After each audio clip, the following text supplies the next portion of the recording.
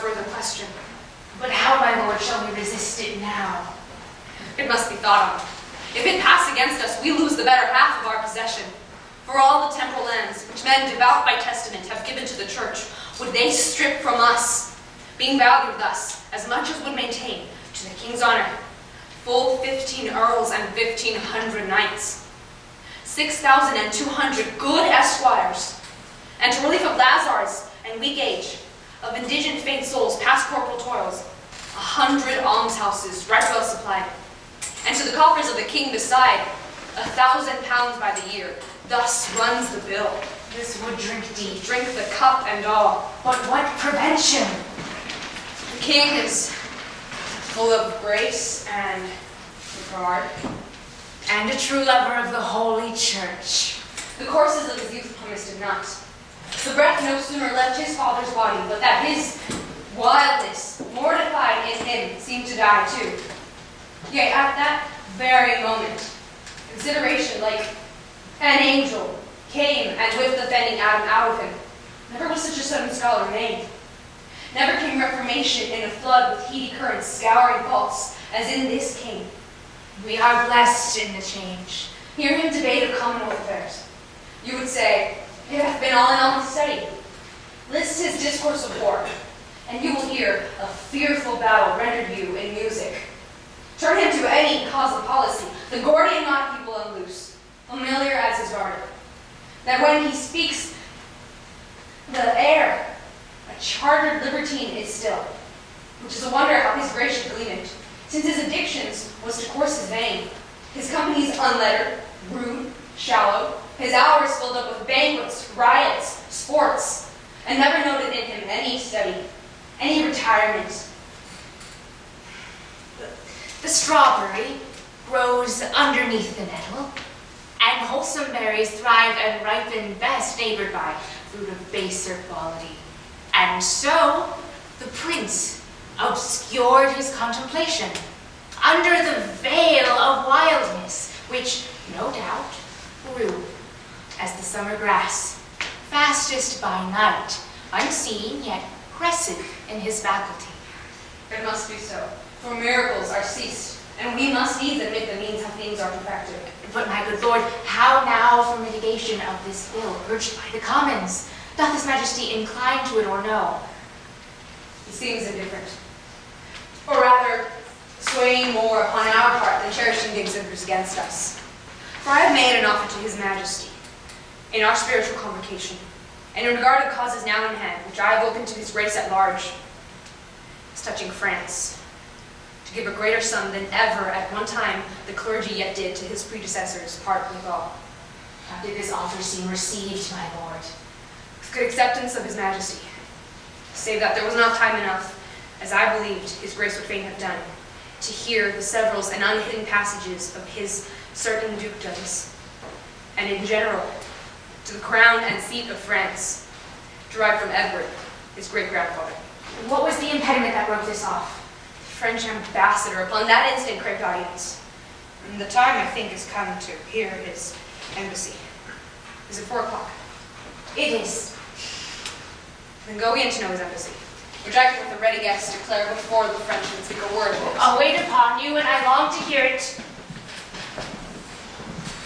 Shall we call him the ambassador, my liege? Not yet, my cousin. We would be resolved before we hear him of some things of weight that task our thoughts concerning us in France. God and his angels guard your sacred throne, and make you long becoming. Sure, we thank you. My learned lord, we pray you to proceed, and justly and religiously unfold why the law Salic that they have in France, or should not bar us in our claim.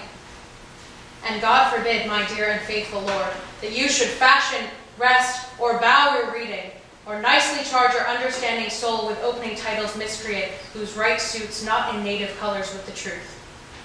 For God doth know how many now in health shall drop their blood in approbation of what your reverence shall incite us to. Therefore take heed how you impugn our person, how you awake our sleeping sword of war. We charge you in the name of God, take heed. For never two such kingdoms did contend without much fall of blood, whose guiltless drops are every one a woe. A sore complaint against him whose wrongs give edge unto the sword that makes such waste in brief mortality. Under this conjuration, speak, my lord, for we will hear, note, and believe in heart that what you speak is in your conscience washed as pure as sin with baptism. Then hear me, gracious sovereign, and you peers that owe yourselves, your lives, and servitude to this imperial throne. There is no bar to make against your highness' claim to France but this, which they produced from Pharamond. In terram telecum mulieres nesucedant. No woman shall be inheritrix in Salic land, which Salic land the French unjustly glossed to be the realm of France, and Pharamond the founder of this law and female bar. Yet their own authors faithfully affirm that the land Salic is in Germany, between the floods of Sala and of Elbe, where Charles the Great, having subdued the Saxons, there left behind and settled certain French who, holding in disdain the German women for some dishonest manners of their lives, established then this law, to wit, no female shall be inheritrix in Salic land, which Salic, as I said, twixt Elbe and Sala. Then doth it well appear that the Salic law was not devised for the realm of France. King Pepin's title, and Hugh Capet's claim, King Louis his satisfaction, all hold in right and title of the female. So do the kings of France unto this day. Howbeit they would hold up the Salic law to bar your highness' claim to France. May I with right and conscience make this claim? Sin upon my head, good sovereign. For in the book of Numbers is it writ, that when the man dies, let the inheritance descend upon the daughter. My gracious lord, stand up for your own. Unwind your bloody flag. Look back into your mighty ancestors. O noble English, who could with half their forces take on the full force of France, and leave another half stand laughing by, all out of action. Awake remembrance of these valiant dead, and with your puissant arm renew their feats. You are their heir. You sit upon their throne. The blood and courage that renowned them runs in your veins. And my thrice puissant lord is in the very May morn of his youth, ripe for exploits and mighty enterprises. Your brother kings and monarchs of the earth do all expect that you should rouse yourself, as did the former lions of your blood. They know your grace hath cause and means and might. So hath your highness. Never king of England had nobles richer or more loyal subjects whose hearts have left their bodies here in England and lie pavilions in the fields of France. Let their bodies follow, my dear liege, in blood and sword and fires to win your right. In aid whereof we of the spirituality will provide your grace with some greater than any your predecessors did receive. We must not only arm to invade the French, but lay down our proportions to defend against the Scot, who will make road upon us with all advantages. They of those marshes, dread sovereign, shall be a wall sufficient to protect our inland from the pilfering borderers. We do not mean the coursing snatchers only, but fear the main intendment of the Scot, who hath been still a giddy neighbor to us. For you shall read that my great-grandfather never went with his forces into France, but that the Scot on his unfurnished kingdom came pouring like the tide into a breach with ample and brim fullness of his force. That England, being empty of defence, hath shook and trembled at their neighbourhood. She hath been then more feared than harmed, my liege. But there's a saying very old and true. If that you will France win, then with Scotland first begin. For once the eagle, England, being in prey, to her unguarded nest the weasel Scot comes sneaking, and so sucks her princely eggs, playing the mouse in absence of the cat, to tame and havoc more than she can eat. Follows then, the cat must stay at home. Yet that is but a crushed necessity, since we have locks to safeguard necessaries, and pretty traps to catch the petty thieves. While that the armed hand doth fight abroad, the advised head defends itself at home, for government, though high and low and lower, put into parts doth keep in one consent. Therefore doth heaven divide the estate of man in one function, established then in several concerts. For so work the honeybees, creatures that, by a rule in nature, teach the act of order to a people kingdom. Then many things, having full reference to one consent, may work contrariously. As many arrows loose several ways come to one mark. As many actions, having full reference, end in one purpose. Therefore to France, my liege, divide your happy England into four, whereof take you one quarter into France, and you withal shall make all Gallia shake. If we, with thrice such powers, cannot defend our own doors from the dog, let us be worried, and our nation lose the name of hardiness and policy. Call in the messenger sent from the Dauphin. Now are we well resolved, and by God's help and yours, the noble sinews of our power, France being ours will bend it to our awe, or break it all to pieces. Or there will sit, ruling in large and ample empery o'er France and all her almost kingly dukedoms. Or lay these bones in an unworthy urn, tombless with no remembrance over them. Now are we well prepared to know the pleasure of our fair cousin Dauphin, for we hear your greeting is from him, not from the king. May it please your majesty to give us leave freely to render what we have in charge, or shall we sparingly show you far off the Dauphin's meaning and our embassy? We are no tyrant, but a Christian king, unto whose grace our passion is as subject as is our wretches fettered in our prisons. Therefore, with frank and with uncurbed plainness, tell us the Dauphin's mind. Thus then, in few, your highness lately sending into France to claim some certain dukedoms in the right of your great predecessor, King Edward III. In answer of which claim, the prince our master says, you savor too much of your youth, and bids you be advised. There's not friends that can be with a nimble galliard one. You cannot revel into dukedoms there. He therefore sends you meter for your spirit this ton of treasure, and in lieu of this desires you let the dukedoms that you claim hear no more of you. This the Dauphin speaks. What treasure, uncle?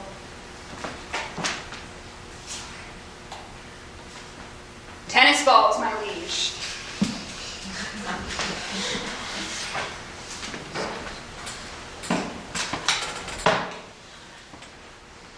We are glad the Dauphin is so pleasant with us. His present and your pains we thank you for. When we have matched our rackets to these balls, we will in France, by God's help, play a set shall strike his father's crown into the hazard. Tell him he hath made a match with such a wrangler that all the courts of France shall be disturbed with chases. And we understand him well. How he comes o'er us with our wilder days, not measuring what use we made of them. We never valued this poor seat of England, and therefore living hence did give ourselves to barbarous license, as 'tis ever common that men are merriest when they are from home. But tell the Dauphin I will keep my state, be like a king, and show my sail of greatness when I do rouse me in my throne of France. For that I have laid by my majesty and plodded like a man for working days. But I will rise there with so full a glory that I will dazzle all the eyes of France, yea, strike the Dauphin blind to look on us. And tell the pleasant prince that Washington hath turned his balls to gunstones, and his soul shall stand sore charged for the wasteful vengeance that shall fly with them. For many a thousand widows shall this his mock out of their dear husbands, mock mothers from their sons, mock castles down. And some are yet ungotten and unborn that shall have cause to curse the Dauphin's scorn. So get you hence in peace. And tell the Dauphin his jest shall savor but of shallow wit, when thousands weep more than did laugh at it. Convey them with safe conduct. Fare you well.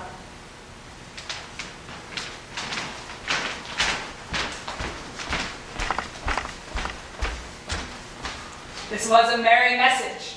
We hope to make the sender blush at it. Therefore, my lords, omit no happy hour that may give furtherance to our expedition.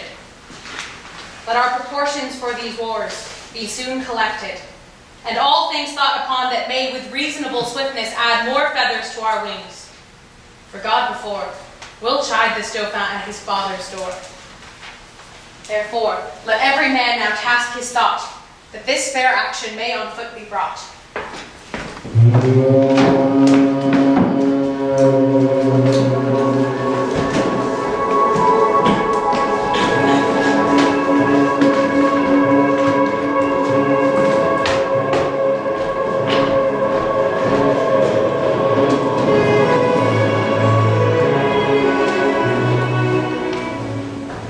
Now all the youth of England are on fire, and silken dalliance in the wardrobe lies. Now cried the armor, and honor's thought reigns solely in the breast of every man. They sell the pasture now to buy the horse, following the mirror of all Christian kings with winged heels, as English Mercuries. The French, advised by good intelligence of this most dreadful preparation, shake in their fear, and with pale policy seek to divert the English purposes. But see thy fault, France hath in thee found out, a nest of hollow bosoms which he fills with treacherous crowns. And 3 corrupted men, one, Richard, Earl of Cambridge, and the second, Henry, Lord Scroop of Masham, and the third, Sir Thomas Grey, Knight of Northumberland, have for the guilt of France, oh guilt indeed, confirmed conspiracy with fearful France, and by their hands this grace of kings must die, if hell and treason hold their promises, ere he take ship for France and in Southampton. Leave your patient son, and we'll digest, and we'll force a plan. The sum is paid, the traitors are agreed, and the king is now sent forth generals to Southampton. There is the playhouse now. There must you sit, and thence to France shall we convey you safe, and bring you back, charming the narrow seas to give you gentle pass, for, if we may, we'll not offend one stomach with our play. But till the king come forth, and not till then, unto Southampton do we shift our scene.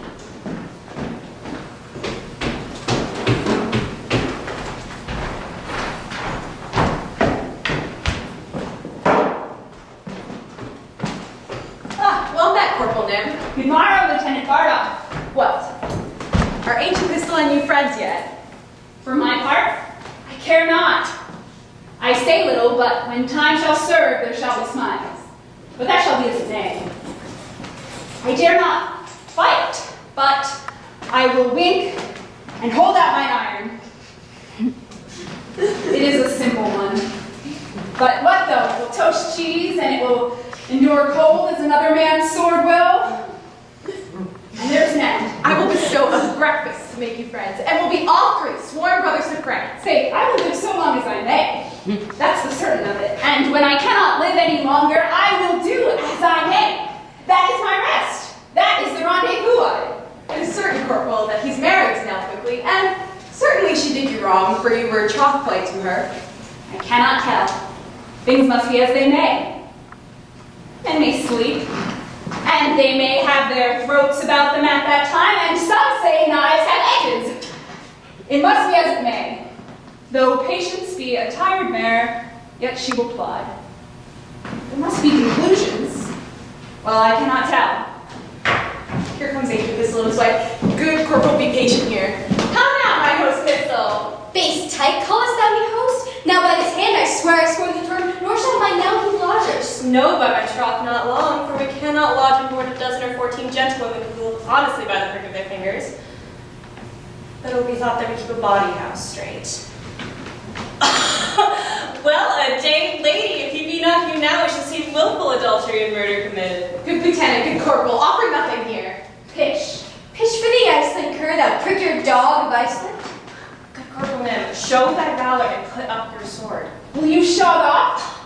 I would have you soulless. Soulless, egregious dog? Oh, viperous vile, the soulless, in thy most marvelous face, the soulless, in thy egregious teeth and in thy throat, and in thy nasty mouth, yeah, in thy maw purdy, and what's worse, in thy hateful lungs, yeah, and you retort the soulless in thy bowels, for I can take, and pistols cock is up, and flashing fire will follow. I am not Barbicid.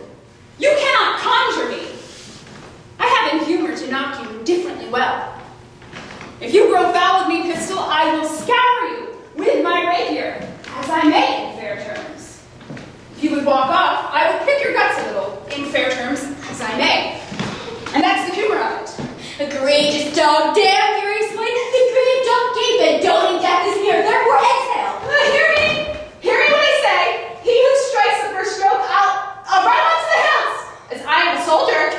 An oath of mickle might and fury shall abate. Give me thy fist, thy forefist to me give, thy spirits are most tall. I would cut thy throat at one time or other, and that's the humor of it. Couple gorge, that's the word, I defy thee again. Oh, hound of Crete, thinkest thou my spouse to get?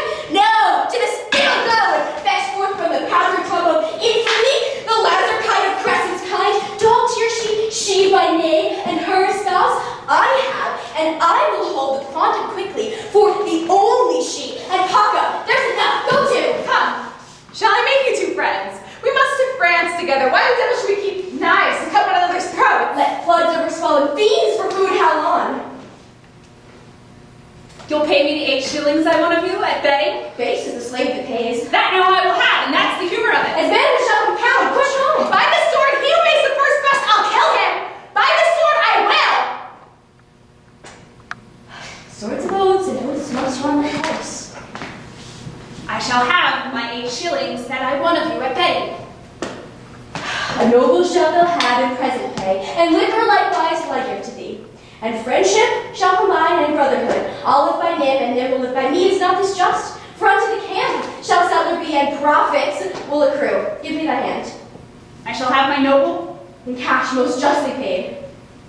Well, then that's the humor of it.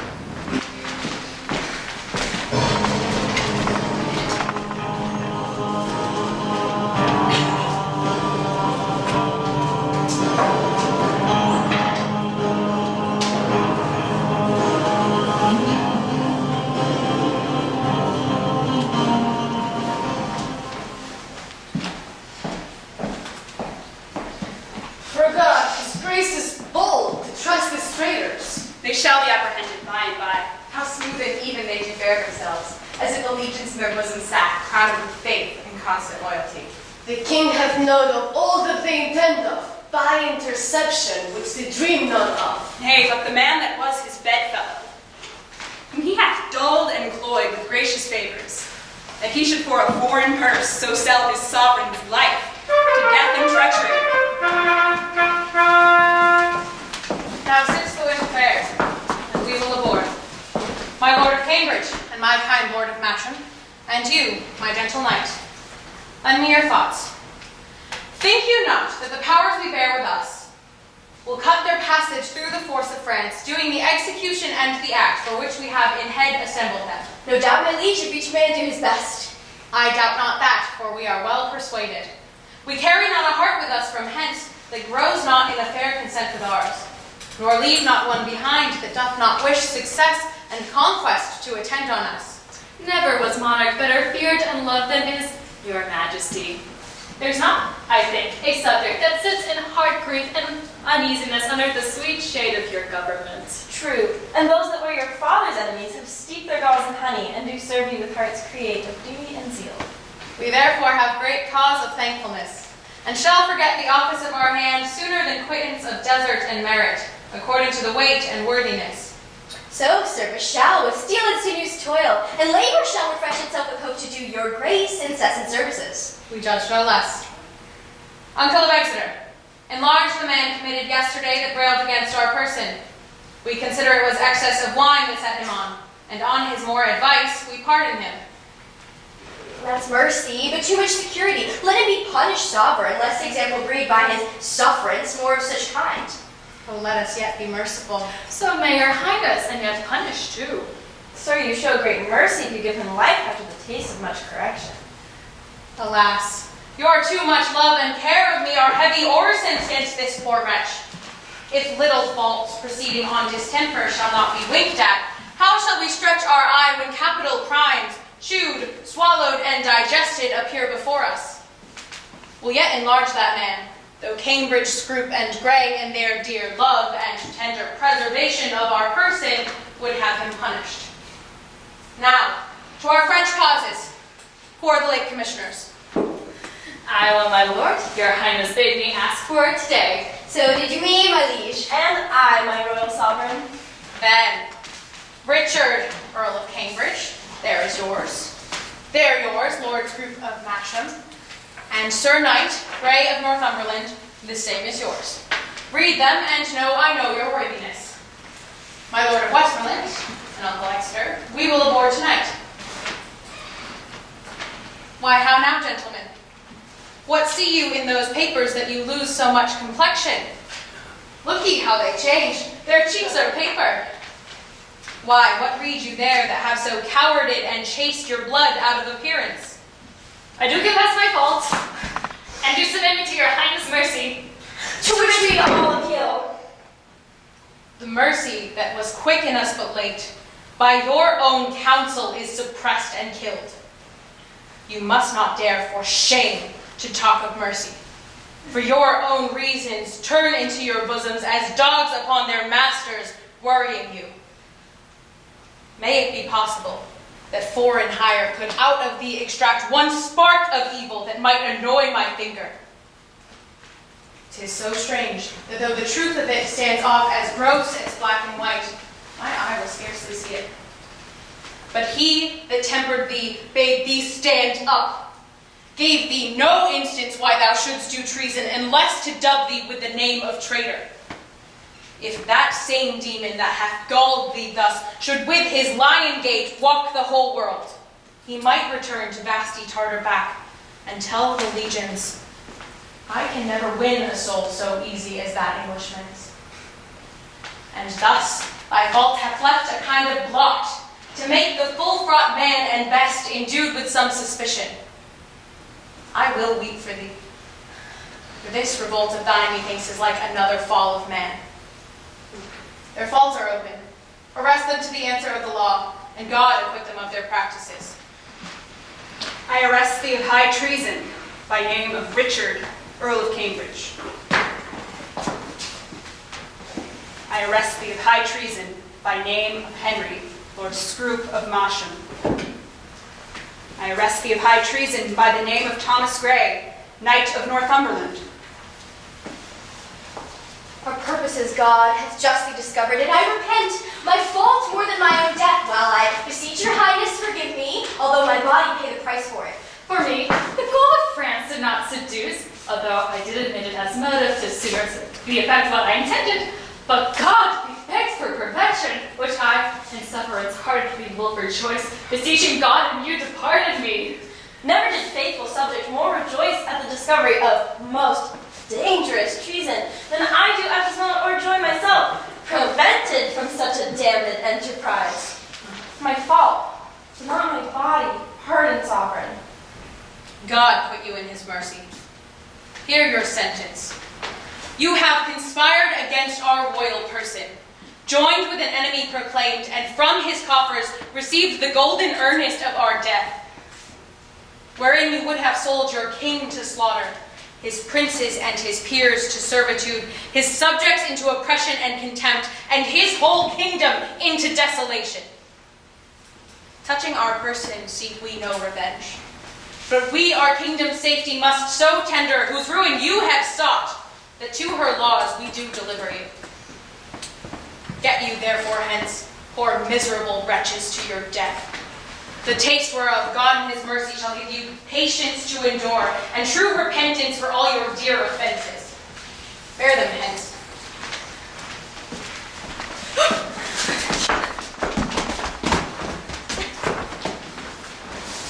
Now, lords, for France, the enterprise whereof shall be to you as us quite glorious. Then forth, dear countrymen, let us deliver our puissance into the hands of God, putting it straight in expedition. Cheerly to see the signs of war advance. No king of England, if not king of France.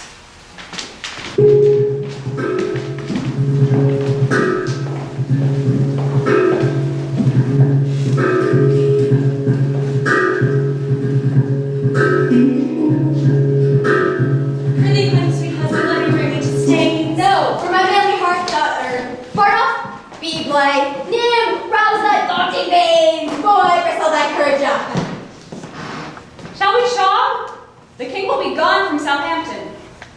Now, give me thy lips. Look to my chattels and movables, let senses rule. The world is pitch and pay, for oaths are fates, and men's spades are wafer cakes, and hold fast is the only dog, my duck. Therefore, let Comito be thy counselor. Come, to thy courts. As young fellows in arms, to France like horse leeches we suck. To suck, the very blood to suck my voice. That's but unwholesome food, they say. Touch your soft lips and march. Farewell, hostess. I cannot kiss. That's the humor of it. But adieu. The house is great here. Keep close. I need command. Farewell, adieu.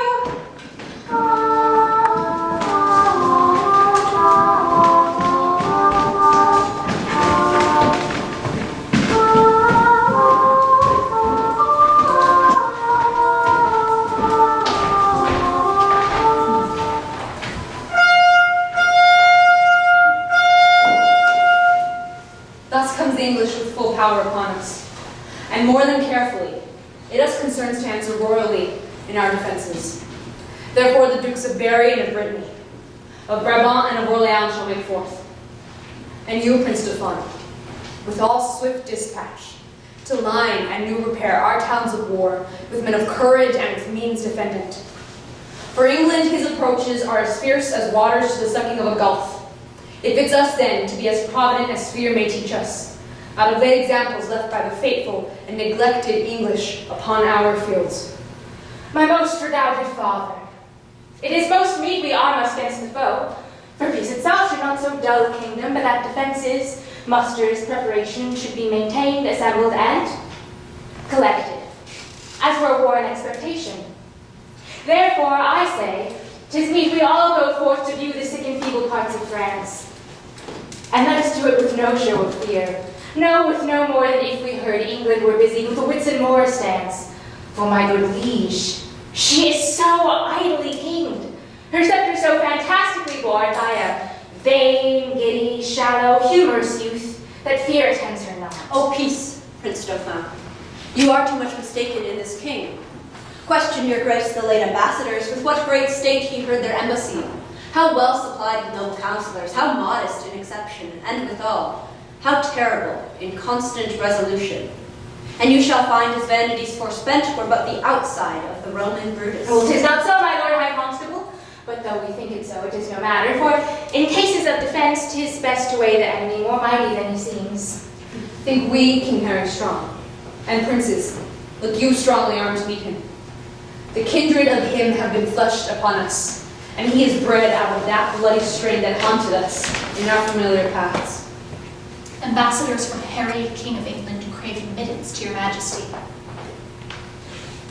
We will grant them the present audience. Go and bring them. You see his chase is hotly followed, friends. Turn head and stop pursuit. For coward dogs most spend their mouths when what they seem to threaten runs far before them. Good my sovereign, take up the English short, and let them know of what a monarchy you are the head. Self-love, my liege, is not so vile a sin as self-neglecting. From our brother of England, from him, and thus he greets your majesty.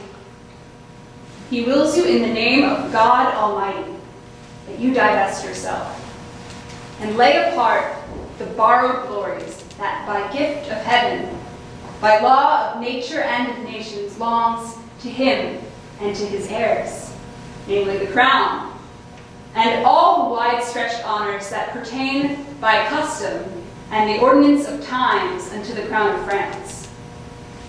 That you may know 'tis no sinister, nor no awkward claim, picked from the wormholes of long-vanished days, nor from the dust of old oblivion raked, he sends you this most memorable line.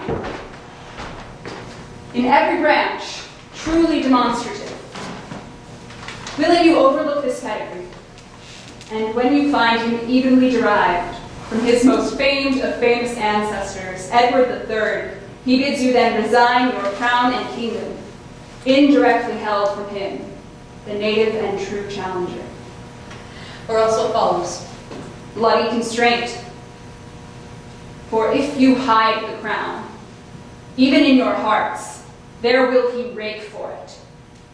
Therefore in fierce tempest is he coming, in thunder and in earthquake like a Jove, that if requiring fail, he will compel, and bids you in the bowels of the Lord deliver up the crown, and to take mercy on the poor souls for whom this hungry war opens his vasty jaws, and on your head turning the widow's tears, the orphan's cries, the dead man's blood, the pining maiden's groans for husbands, fathers, and betrothed lovers that shall be swallowed in this controversy. This is his claim, his threatening, and my message. Unless the Dauphin be in presence here, to whom expressly I bring greeting. For us, we will think on this further. Tomorrow shall you bear our mind in full to our brother in England. For the Dauphin, I stand here for him. What to him from England? Scorn and defiance, slight regard, contempt, and anything that may not misbecome the mighty sender doth he prize you at. Thus says my king, and if your father's highness do not in grant of all demands at large sweeten the bitter mock you sent his majesty, he'll call to you so hot an answer of it that caves and roomy voltages of France shall chide your trespass and return your mock in second accent of his ordinance. Say, if my father render fair return, it is against my will. For I desire nothing but odds with England. To that end, as matching to his youth and vanity, I did present him with the Paris balls. You'll make your Paris movers shake for it. We're at the mistress court of mighty Europe. And be assured, you'll find a difference, as we his subjects have in wonder found, between the promise of his greener days and these he masters now. Now he weighs time, even to the utmost grain, that you will read in your own losses if ye stay in France. Tomorrow, shall you know our mind at full? Dispatch us with all speed, lest that our king come here himself to question our delay. For he is footed in this land already. You shall be soon dispatched with fair conditions. A night is but small breath and little pause to answer on matters of this consequence.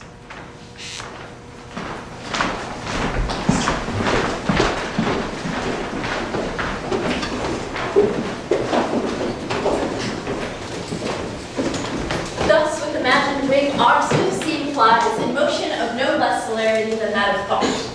Suppose that you have seen the well-appointed king at Dover Pier embark his royalty, and his brave fleet, with silken streamers the young Phoebus faded. Play with your fancies, and in them behold upon the heavy tackle ship boys climbing. Hear the shrill whistle, which doth order give to sounds confused. Behold the threatened sails, borne from the invisible and creeping winds. Draw the huge bottoms through the furrows, see thrusting the lofty surge. Oh, do but think! You stand upon the rivage, and behold a city on the inconstant billows dancing. For so appears this fleet majestical, holding due course to Harfleur. Follow, follow. Suppose the ambassador from the French comes back, tells Harry that the king doth offer him Catherine his daughter, and with her to dowry some petty and unprofitable dukedoms. The offer likes not, and the nimble gunner now with linstock the devilish cannon touches, and down goes all before them. Still, be kind, and eke out our performance with your mind.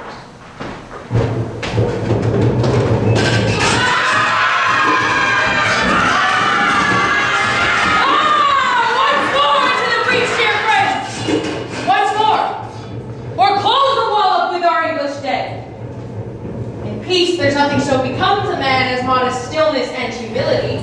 But when the blast of war blows in our ears, then imitate the action of the tiger.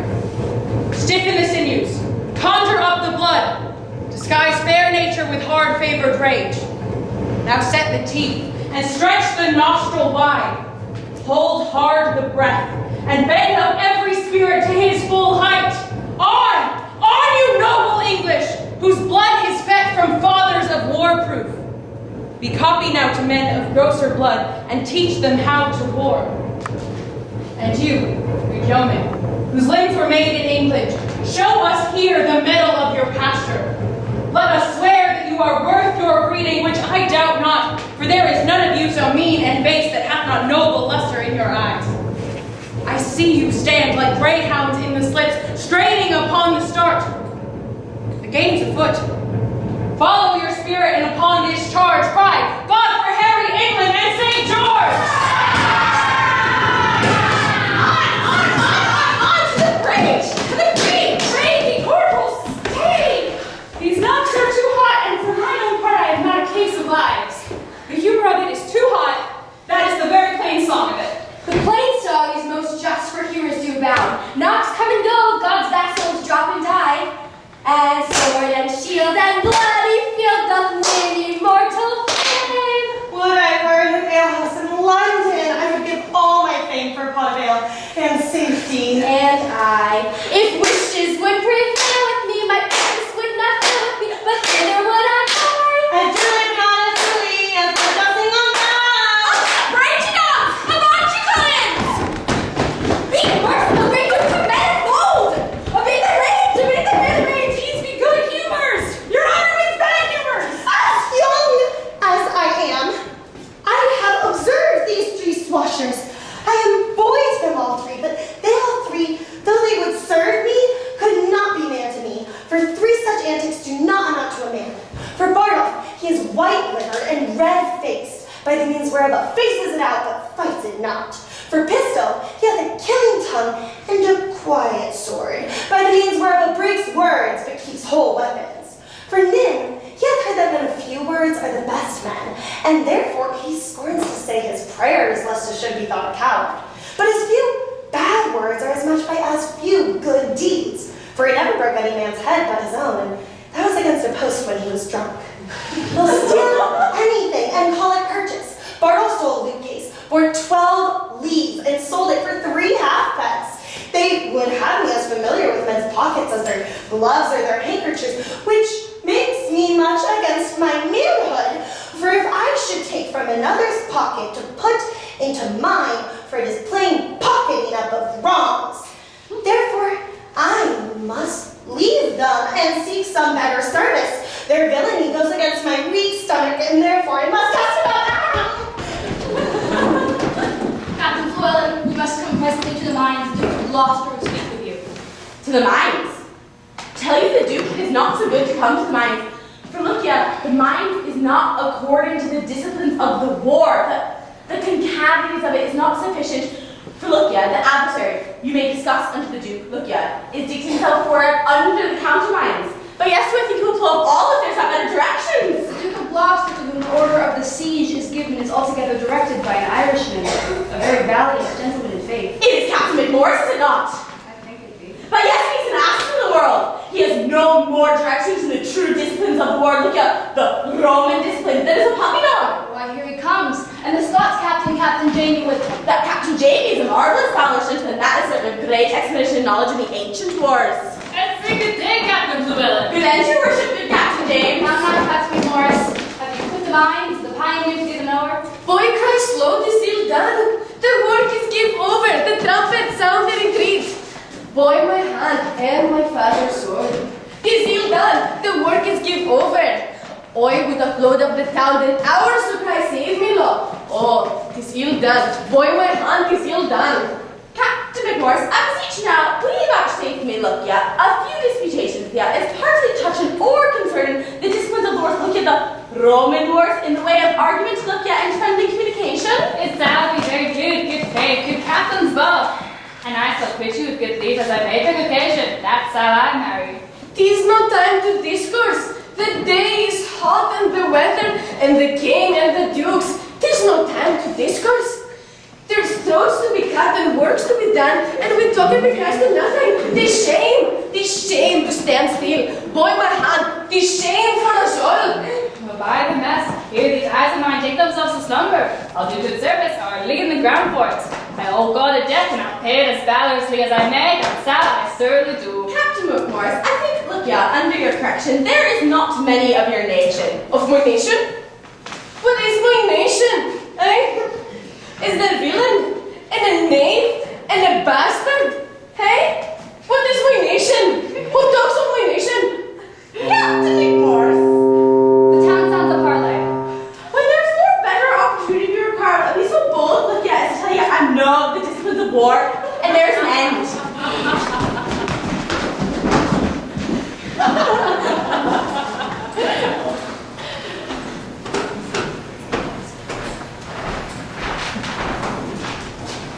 How yet resolves the governor of the town. This is the latest quarrel we will admit. Therefore, to our best mercy, give yourselves. Or like to men proud of destruction, defy us to our worst.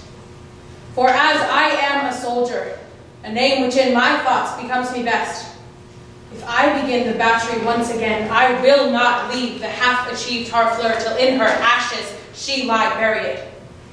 The gates of mercy shall be all shut up, and the fleshed soldier, rough and hard of heart, in liberty of bloody rent hand shall range, with conscience wide as hell, mowing like grass your fresh fair virgins and your flowering infants. Therefore, you men of Harfleur, take pity of your town and of your people, whiles yet my soldiers are in my command, whiles yet the cool and temperate winds of grace o'erblow the filthy and contagious clouds of headly murder, spoil, and villainy. If not, why in a moment look to see your fathers taken by their silver beards and their most reverend heads dashed to the walls, your naked infants spitted upon pikes, whiles the mad mothers with their howls confused do break the clouds, as did the wives of Jewry at Herod's bloody hunting slaughtermen. What say you? Will you yield and this avoid? Or guilty in defense be thus destroyed? Our expectation hath this day an end. Dauphin, who of succors we entreated, returns us that his forces are yet not ready to raise so great a siege. Therefore, great King, We yield our town and our lives to thy soft mercy. Enter our gates. Dispose of us and ours, for we no longer are defensible. Open your gates. Come, Uncle Exeter. Go you and enter Harfleur. There remain and fortify it strongly against the French. Use mercy to them all. For us, dear uncle, the winter coming on and sickness growing upon our soldiers, we will retire to Calais. Tonight in Harfleur will we be your guest. Tomorrow for the march are we addressed.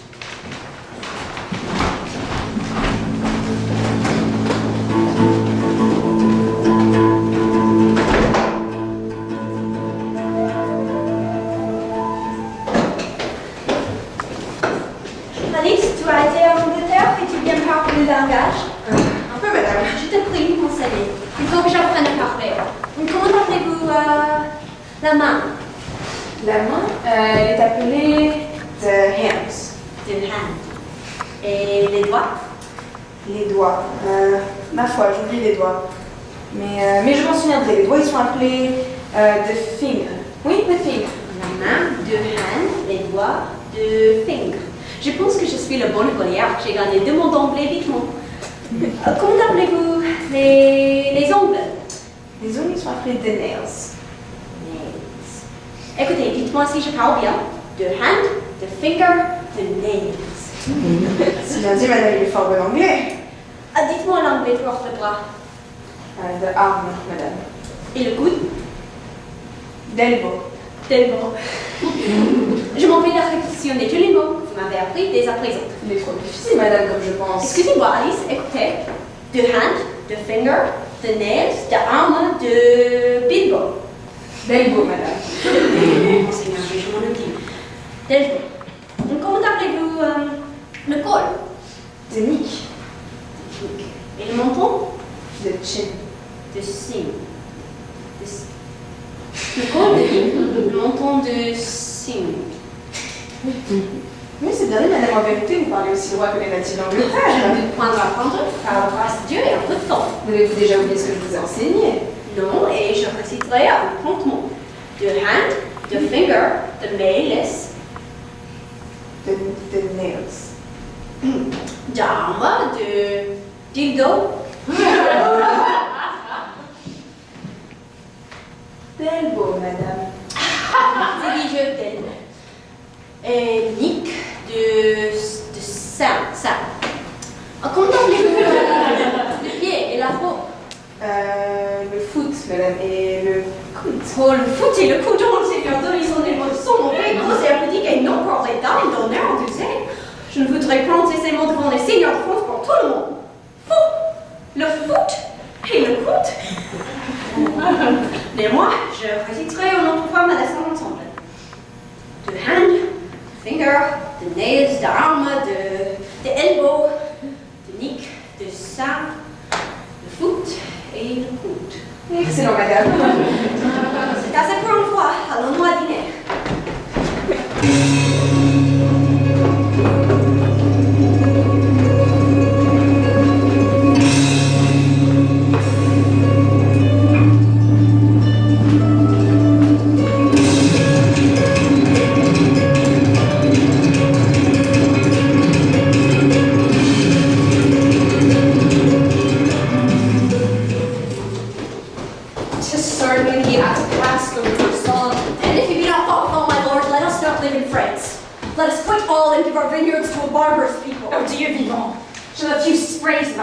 The emptying of our father's luxury, our scions, put in wild and savage stock, spurred up so suddenly into the clouds and overlooked their grafters?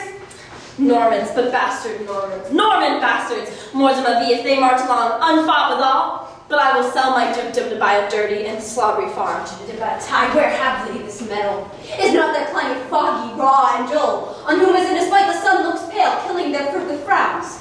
Can sodden water, a drench for syringes, their barley broth, decoct their cold blood to such valiant heat? And shall our quick blood, spirited with wine, seem frosty? Oh, for honor of our land, let us not hang like roping icicles upon our house's thatch, whilst the more frosty people sweat drops of gallant youth in our rich fields. poor we call them in our gallant lords. By faith and honor, our madams mock at us, and plainly say our metal is spread out, and they will give their bodies to the lust of English youth, to new store France with bastard warriors. Where's Montjoy the herald? Speed him hence. Let him greet England with our sharp defiance. Up, princes, and with spirit of honor, and more sharper than your swords, hie to the field. Charles d'Albret, High Constable of France, you, Dukes of Orleans, of Brabant, Berry, and Brittany. High Dukes, great princes, barons, lords, and kings. For your great seats now put you of great shames. Bar Harry England, that sweeps through our land with pennons painted in the blood of Harfleur. Go down upon him. You have power enough. And in the captive chariot into Rouen, bring him out prisoner. This becomes the great. Sorry am I his numbers are so few, his soldiers sick and famished in their march. For I am sure when he shall see our army, he'll drop his heart to the sake of fear, and for achievement to offer us his ransom. Therefore, Lord Constable, haste on Montjoy, and let him say to England that we sent to know what willing ransom he will give. Prince de Thon, you shall stay with us in Rouen. Not so, I do beseech your majesty. Be patient, for you shall remain with us. Now forth, Lord Constable, and princes all, and quickly, bring us word of England's fall.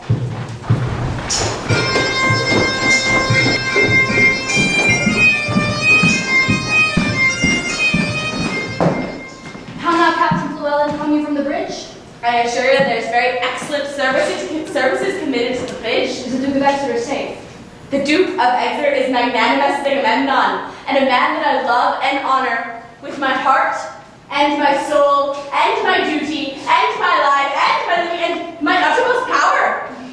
There's an ancient lieutenant there in the bridge. I think in my right conscience he's a valiant man as Mark Antony. What do you call him? He's called Ancient Pistol. I know him not. Here's the man. Captain, I think beseech to do me favors. The Duke of Exeter doth love me well. I have but he's gotten inheritance and love of his hands. Bardolph, a soldier, firm and stout of heart, of books and valor hath by cruel fate and giddy fortune's furious fickle wheel that got us blind, that stands upon a rolling stone. By your patience, Ancient Pistol, Fortune is painted blind with a muffler afore her eyes to signify to ya that Fortune is blind, and she is painted also with a wheel to signify to ya that she is turning, and in constant immutability and variation, and her foot, look ya, is fixed upon a spherical stone which rolls and rolls and rolls. In good truth, the poet makes an excellent description of it. Fortune is an excellent moral. Fortune is Bardolph's foe and frowns upon him, for he hath stolen a pax, and hanged must he be a damned death. For the Duke of Exeter hath given him the doom of death for pax a little price. Therefore go to, the Duke will hear thy words, and let Bardolph's vital threads not be cut. Ancient Pistol, I do partly understand your meaning. And rejoice thereof. Certainly, Ancient is not a thing to rejoice at. For if he'll get you my brother, I would desire the Duke to use his good pleasure and put him to execution, for discipline ought to be used. Dying be damned, and fight over the friendship. It is well. The fate of Spain. Very good. Why, this is an errant counterfeit rascal. I remember him now a bawd at cut-purse. I assure you, he uttered as play of words as you shall see in a summer's day. No, 'tis a gull, a fool, a rogue, that now and then goes to the wars to grace himself at his return into London under the form of a soldier.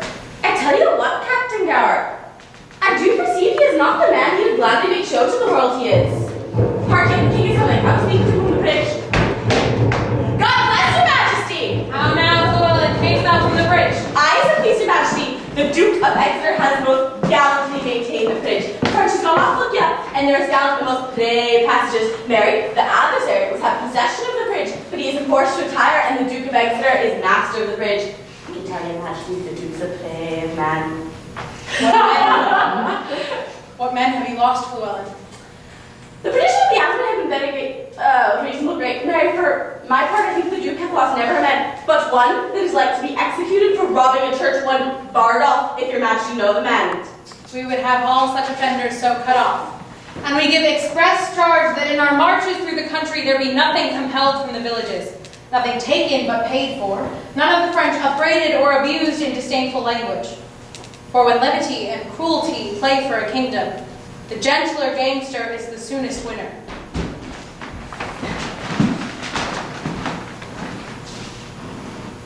You know me by my habit. Well then, I know thee. What shall I know of thee? my master's mind. Unfold it.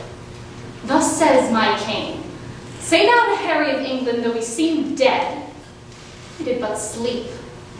Advantage is the better soldier than rashness. Tell him that we could have rebuked him at Harfleur, but that we thought not good to bruise an injury till it were full ripe. Now we speak upon our cue, and our voice is imperial. England shall repent his folly, see his weakness, and admire our sufferance.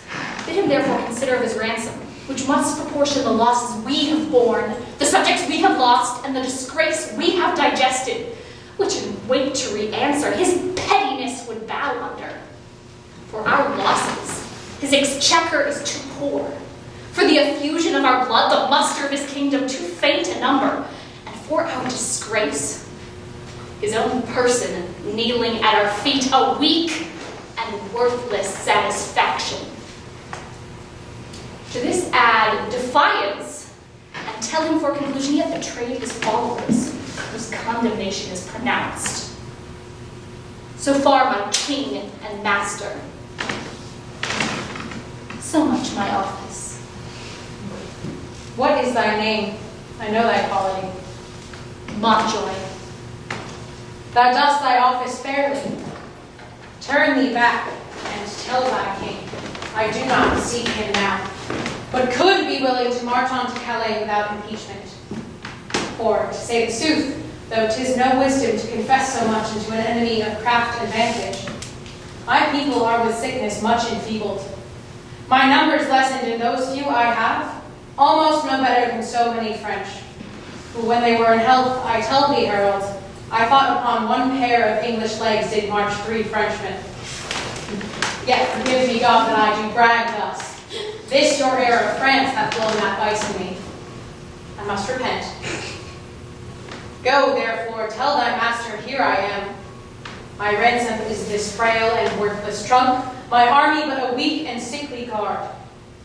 Yet God before, tell him we will come on, though France himself and such another neighbor stand in our way. There's for thy labor, Montjoy. Go bid thy master well advise himself. If we may pass, we will. If we be hindered, we shall your tawny ground with your red blood discolor. And so, Montjoy, fare you well. The sum of all our answer is but this. We would not seek a battle as we are, nor as we are we say we will not shun it. So tell the constable. I shall deliver so. My thanks to your thanks. I hope they do not come upon us now. We are in God's hand, brother, not in theirs. March to the bridge. It now draws toward night. Beyond the river we'll encamp ourselves, and on tomorrow bid them march away.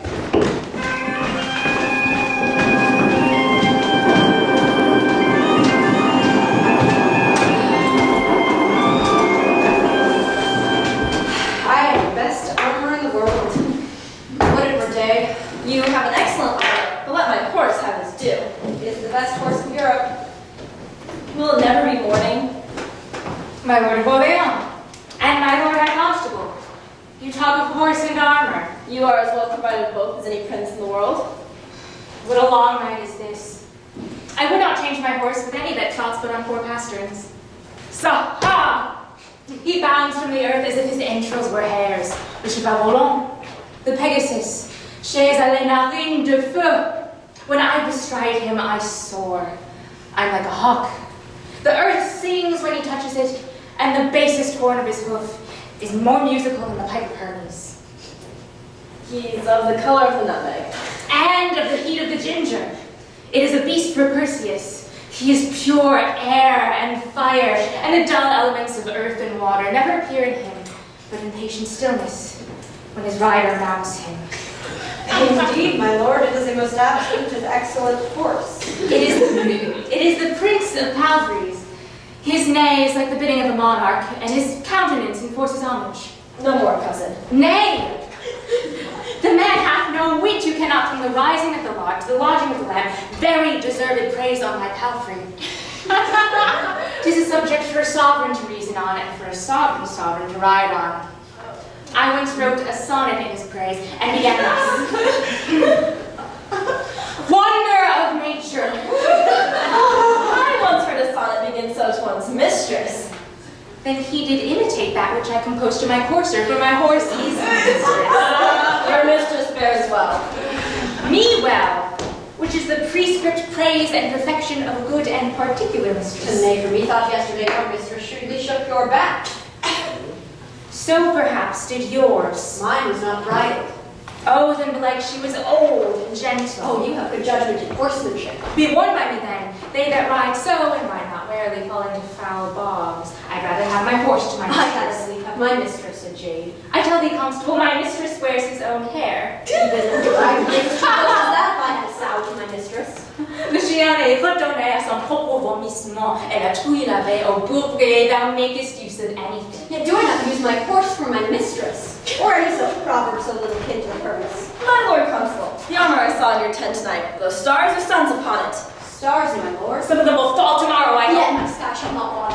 That may be, for you bear many superfluously, and 'twere more honor somewhere away. Oh, even as your horse bears your praises, who would trot as well were some of your brags dismounted? Would I were able to look him with his desert. Will it never be day? Tomorrow I will trot a mile, and my way will be paved with English faces. I would not say so for fear I should be faced out of my way, but I waited for morning, for I would fain be about the ears of the English. Who will go to hazard with me for 20 prisoners?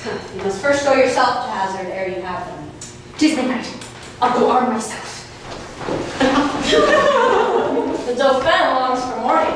He wants to eat the English. I think he will eat all he kills. By the right hand of my fair lady is a gallant prince. Oh, swear by her foot that she may tread out the oath.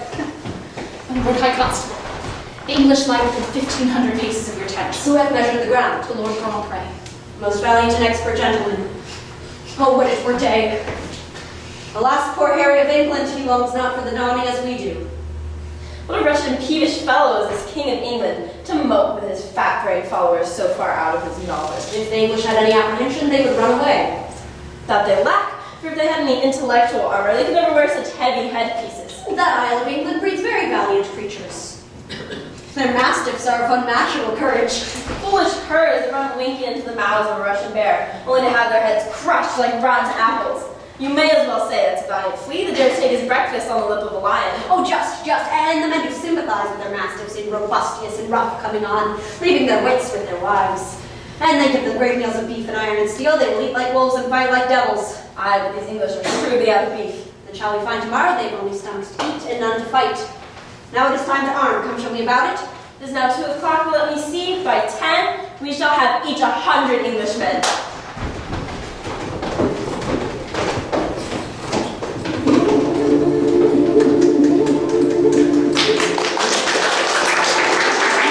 No, you are old. Oh no. Just chewing a lot.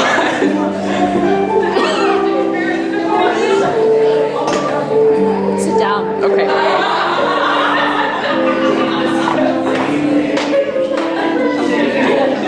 Please do. Make a blooper reel. Oh my God. No. A blooper reel? Going to get the eventual. What'd you do? I just put my face like on my camera. Don't do that. I know there was some shimmying.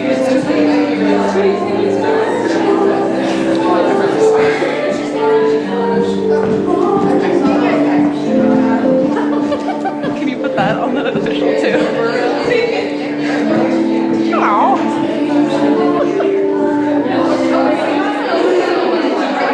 What if the girls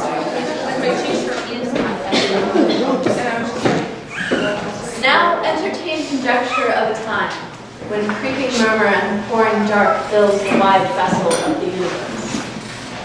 From camp to camp, through the foul womb of night, the hum of either army stilly sounds, such that the fixed sentinels almost perceive the secret whispers of each other's watch. Fire answers fire. Through the pallid flames, each battle sees the other's upward face. Steed threatens steed with high and boastful neighs, piercing the night's dull ear, and from the tents, the armorer is accomplishing the nights with of busy hammers closing rivets up give dreadful note of preparation. Country cocks do crow, the clocks do toll, and the third hour of drowsy morning named.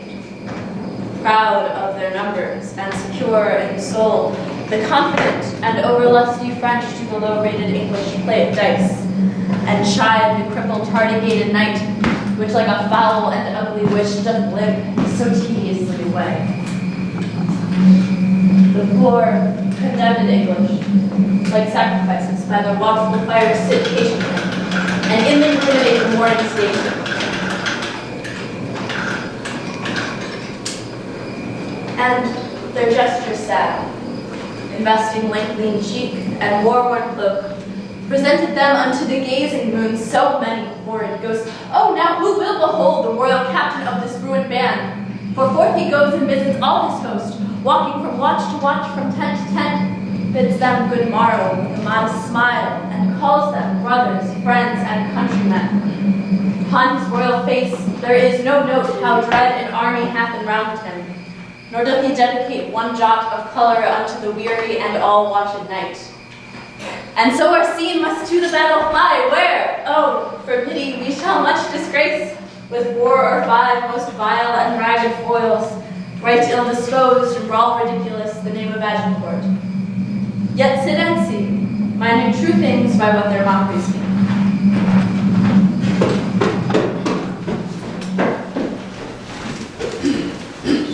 Gloucester, 'tis true that we are in great danger. The greater therefore must our courage be. Good morrow, Brother Bedford, God Almighty. Good morrow, old Sir Thomas Erpingham. Good soft pillow for that good white head were better than the churlish turf of France. Oh, not so, my liege. This lodging lies me better, since I may say, now lie I like a king. 'Tis good for men to love their present pains. Lend me thy cloak, Sir Thomas. Brothers both, commend me to the princes in our camp. Do my good morrow unto them, and anon desire them all to my pavilion. We shall, my liege. Shall I attend your grace? No, my good knight. Go with my brothers to my lords of England. I and my bosom must debate a while, and then I would no other company.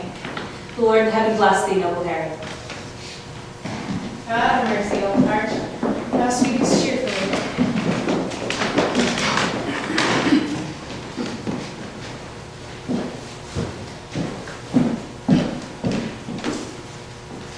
Keep a lot. Friend, The racer and their officer, how unpopular. I am a gentleman of the company. Trail us out with poisoned pipe. Even so, what are you? A good gentleman is the emperor. Then you were better than the king. The king's a Bacchus. And a heart of gold, a lad of life, an imp of fame, a parent's good, a fit's most valiant. I kiss his dirty shoe, and from heartstring I love the lovely bully. What is thy name? Harry. Leroy. Leroy, a Cornish name? Art thou of Cornish crew? No, I am a Welshman. Knowest thou Llewellyn? Yes. Tell him I'll knock his leek about his pate on St. David's Day. Do not you wear your dagger in your cap that day, lest he knock that about yours. Art thou his friend? And his kinsman, too. Figo for thee then. God, thank you. My name is Pistol Called. It soars well with your fierceness.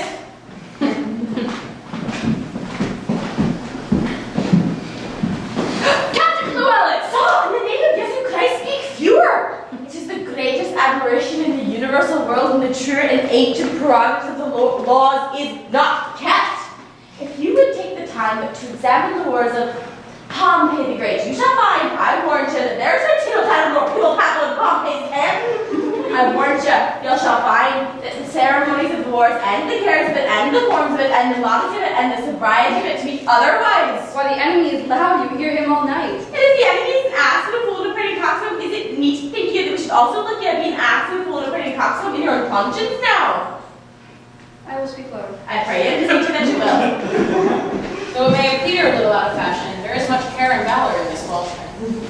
Brother John Bates, it's not that the morning English picks yonder.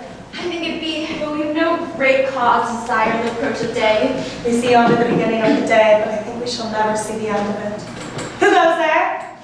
A friend. Under what captain serve you? Under Sir Thomas Erpingham. A good old commander and a most kind gentleman. I pray you, what thinks you of our state? Even as men wrecked upon the sand that are to be washed off the next tide. He had not told his thought to the king. No, nor does not meet he should. For though I speak this to you, I think the king is but a man, as I am. The violet shows to him as it doth to me. The element shows to him as it doth to me. All his senses have but human conditions. His ceremonies laid by, in his nakedness he appears but a man. And though his affections are higher mounted than ours, yet when they stoop with the like wing. Therefore, when he sees reason and fears, as we do, his fears, out of doubt, be of the same relish as ours are. Yet in reason no man should possess him with any appearance of fear, lest by showing it he should dishearten his army. He may show what outward courage he will, but I believe, as cold at night as 'tis, he could wish himself in Thames up to the neck. And so I would he were, and I by him at all adventures, so we were quit here. By my troth, I will speak my conscience of the king. I think he would wish himself nowhere but where he is. Then I would, he were here alone, so should he be sure to be ransomed, and many a poor man's life saved. I dare say you love him not so ill to wish him here alone. Howsoever you speak this to feel other men's minds. Methinks I could die nowhere so contented as in the king's company, his cause being just and his quarrel honorable. That's more than we know. Aye, or more than we should seek after, for we know enough if we knew we are the king's subjects. If his cause be wrong, our obedience to the king wipes the crime of it out of us. Aye, but if the cause be not good, the king himself hath a heavy reckoning to make. When all those legs and heads and arms chopped off in a battle shall join together at the latter day and cry all, we died at such a place. Some swearing, some crying for a surgeon, some upon their wives left poor behind them, some upon the debts they owe, some upon children rawly left, and afeard there few die well that die in a battle. So, if a son that is by his father sent about merchandise do sinfully miscarry upon the sea, the imputation of his wickedness, by your rule, should be imposed upon his father that sent him. Or, if a servant under his master's command, transporting a sum of money, be assailed by robbers and die in many irreconcilable iniquities, you may call the business of the master the author of the servant's damnation. But this is not so. The king is not bound to answer the particular endings of his soldiers, the father of his son, nor the master of his servant, for they purpose not their death when they purpose their services. Besides, there is no king, be his cause never so spotless, if it come to the arbitrament of swords, can try it out with all unspotted soldiers. Some, peradventure, have on them the guilt of premeditated and contrived murder. Some, making the wars their bulwark, that have before adored the gentle bosom of peace with pillage and robbery. So that here men are punished for before breach of the king's law and now the king's quarrel. Where they feared the death, they have borne life away, and where they would be safe, they perish. Then if they die unprovided, no more is the king guilty of their damnation than he was before guilty for those impieties for the which they are now visited. Every subject's duty is the king's, but every subject's soul is his own. Therefore should every soldier in the wars do as every sick man in his bed, wash every mote out of his conscience. I do not desire he should answer for me, yet I determine to fight lustily for him. I myself heard the king say he would not be ransomed. Aye, he said so, to make us fight cheerfully. But when our throats are cut, he may be ransomed, and we ne'er the wiser. If I live to see it, I will never trust his word after. You pay him then. That's a perilous shot out of an elder gun that a poor and private displeasure can do against a monarch. Your reproof is something too round. I should be angry with you if the time were convenient. Let it be a quarrel between us if you live. I embrace it. How shall I know thee again? Give me any gage of thine, and I will wear it in my cap. If ever thou darest acknowledge it, I will make it my quarrel. Here is my glove. Give me another of thine. There. This will I also wear in my cap. If ever thou comes to me after tomorrow and says, this is my glove, by this hand I will take thee a box on the ear. If ever I live to see it, I will make it my quarrel. You might as well be hanged. Well then, I will do it, though I take thee in the king's company. Keep thy word and fare thee well. Be friends! You English fools, be friends! We are French quarrels and now they can tell how to reckon! Indeed, the French may lay 20 French crowns to one, they will beat us, for they bear them on their shoulders. But it is no English treason to cut French crowns, and tomorrow the king himself will be a clipper. Unto the king, let us, our lives, our souls, our debts, our careful wives, our children, and our sins lay on the king. O hard condition. Twin born with greatness, subject to the breath of every fool who sense no more can feel but his own reigning. What infinite heart's ease must kings neglect that private men enjoy? And what have kings that privates have not too? Save ceremony, save general ceremony. And what art thou, thou idle ceremony? What kind of God art thou that sufferest more of mortal griefs than do thy worshippers? Canst thou, when thou commandest the beggar's need, command the health of it?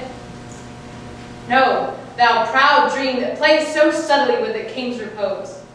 I am a king that finds thee, and I know. 'Tis not the balm, the scepter, or the ball, the farsed title running for the king, the throne he sits on, nor the tide of pomp.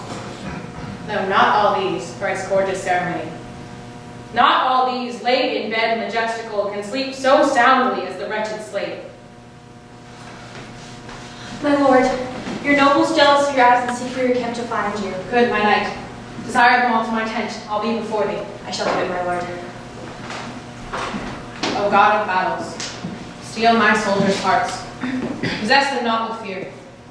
Take from them now their sense of reckoning, ere the opposed numbers pluck their hearts from them. My liege. My brother Gloucester's voice. I know thy errand. I'll be before thee. The day, my friend, and all things stay for me.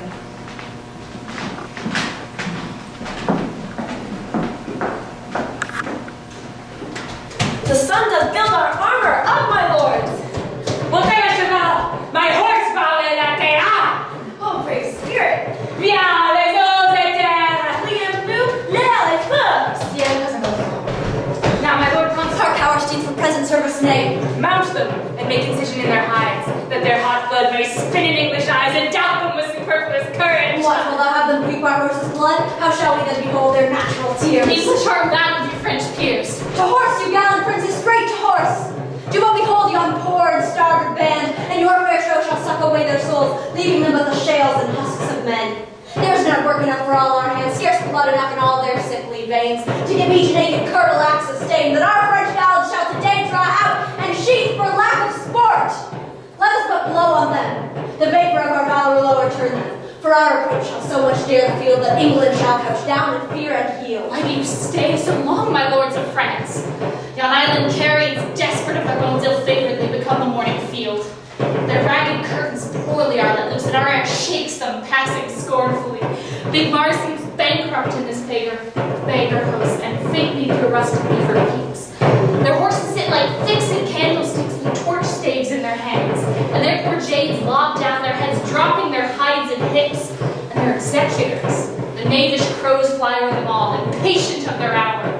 Description cannot suit itself in words to give the life of such a battle, in life so lifeless as it shows itself. They have said their prayers and they stay for death. Shall we go send them dinners and fresh suits and feed their fasting horses provender and after fight with them? I stay but for my horse. Go on to the field, I will the banner from a trumpet take and use it for my haste. Come away, the sun is high and we have wear the day.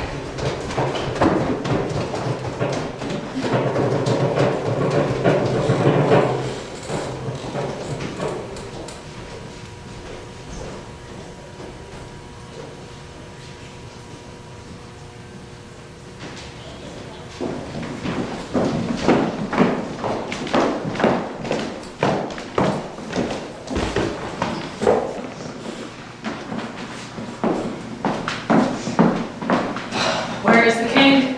The king himself is rode to lead the battle. Of fighting men, they have full 70,000. There's 5 to 1. Besides, they are all fresh. How does arms strike with us? As if fearful odds. Guard by you, princes all to my charge. If we don't meet till we meet in heaven, then joyfully, my noble Lord of Bedford, and dear Lord Gloucester, and my good Lord Exeter, my kind kinsmen, warriors all. Adieu. Farewell, good Salisbury, and good luck go with thee. Farewell, kind Lord. Fight valiantly today, and yet I do thee wrong to mind me of it, for thou art framed of the firm truth of valor. He is as full of valor as of kindness, princely in both. Look what we now had here, but 10,000 of those men in England that do no work today. What's he that wishes so? My cousin Westmoreland. No, my fair cousin. If we are marked to die, we are now to do our country loss. And if to live, the fewer men, the greater share of honor. God's will, I pray thee, wish not one man more. By Jove, I am not covetous for gold, nor care I doth feed upon my cost. It yearns me not if men my garments wear. Such outward things dwell not in my desires.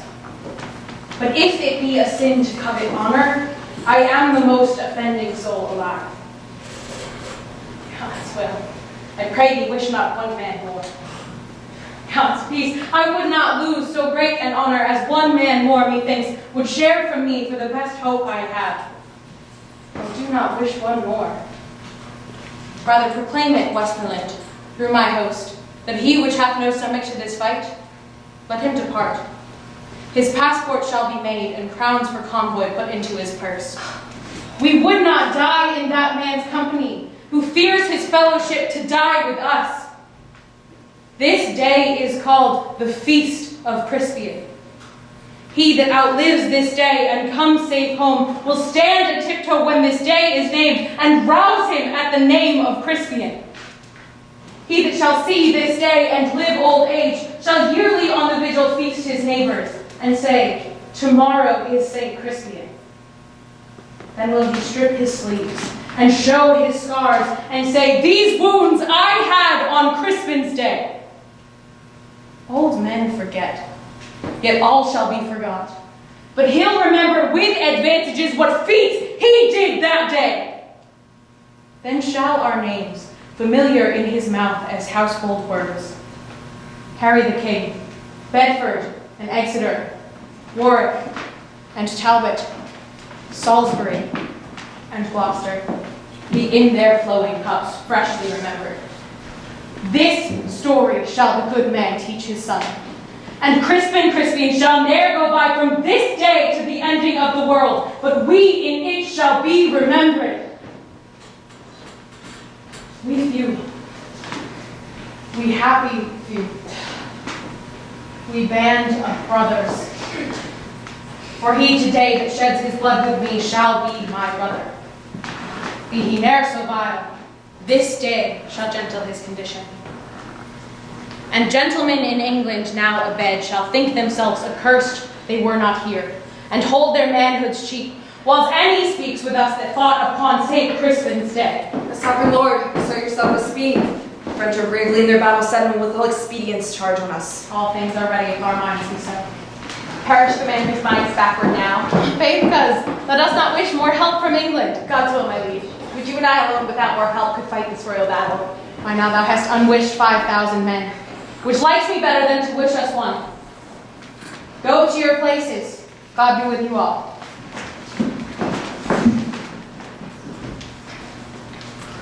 Once more I come to know of thee, King Harry, for thy ransom thou wilt now compound, for thy most assured overthrow.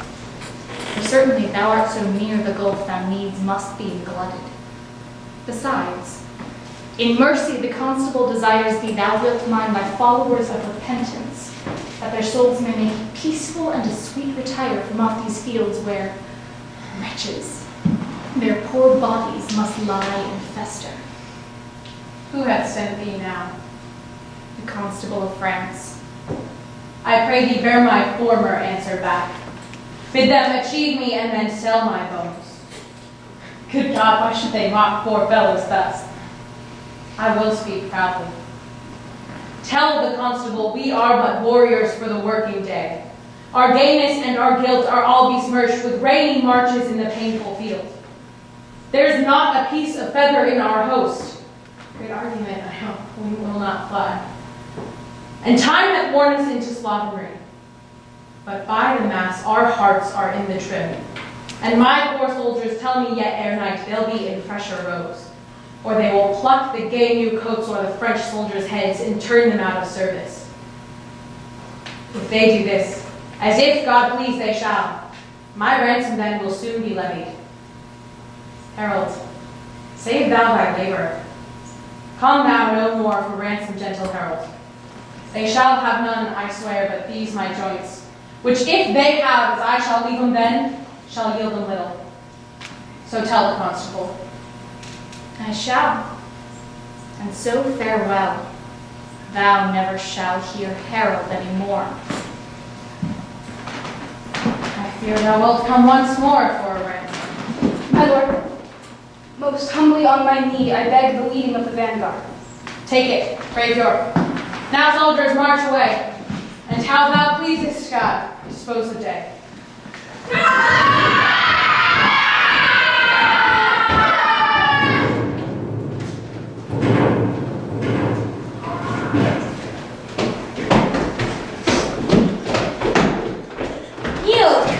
Je pense que vous êtes le gentilhomme de bonne qualité.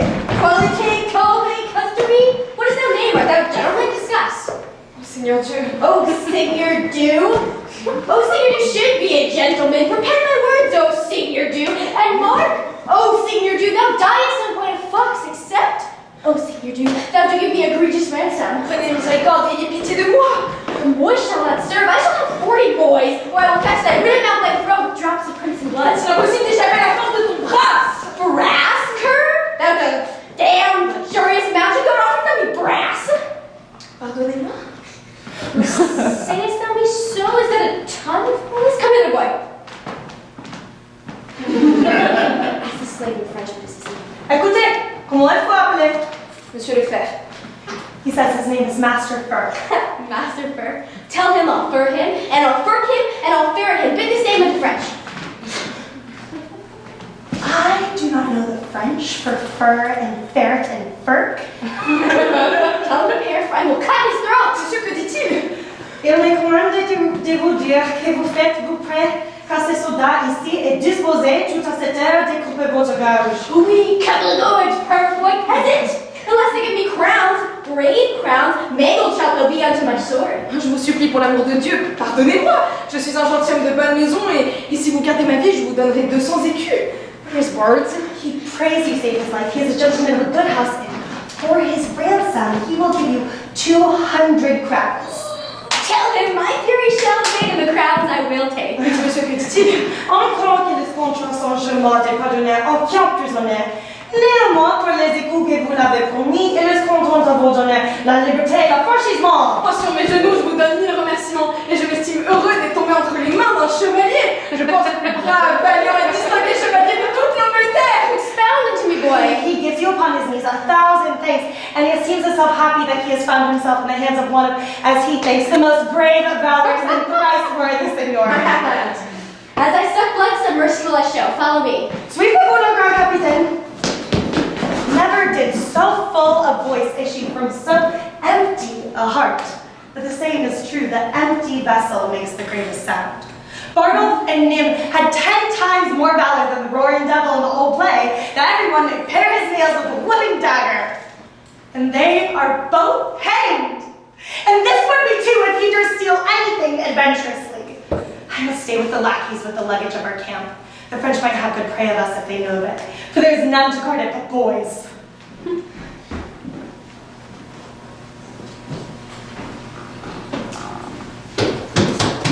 Oh diable! Oh Seigneur! Je ne peux de tout et peux tout! Oh dear, ma vie, all is confounded, all. Reproach and everlasting shame sits mocking in our plumes. Oh, méchante fortune, do not run away! Why? All our ranks are broke. Oh, perdurable shame. Let's stab ourselves. Be these the wretches that we played at dice for? Is this the king we sent to for his ransom? Shame, an eternal shame, nothing but shame. Let us die in honor. Once more, back again. Dishonor that hath spoiled us, friend us now. Let us on heaps go offer up our lives. There are enough of us yet living in the field that we may smother up the English in our throngs, bidding order may be thought upon. The devil take order now. Up to the throng. Let life be short, else shame will be too long.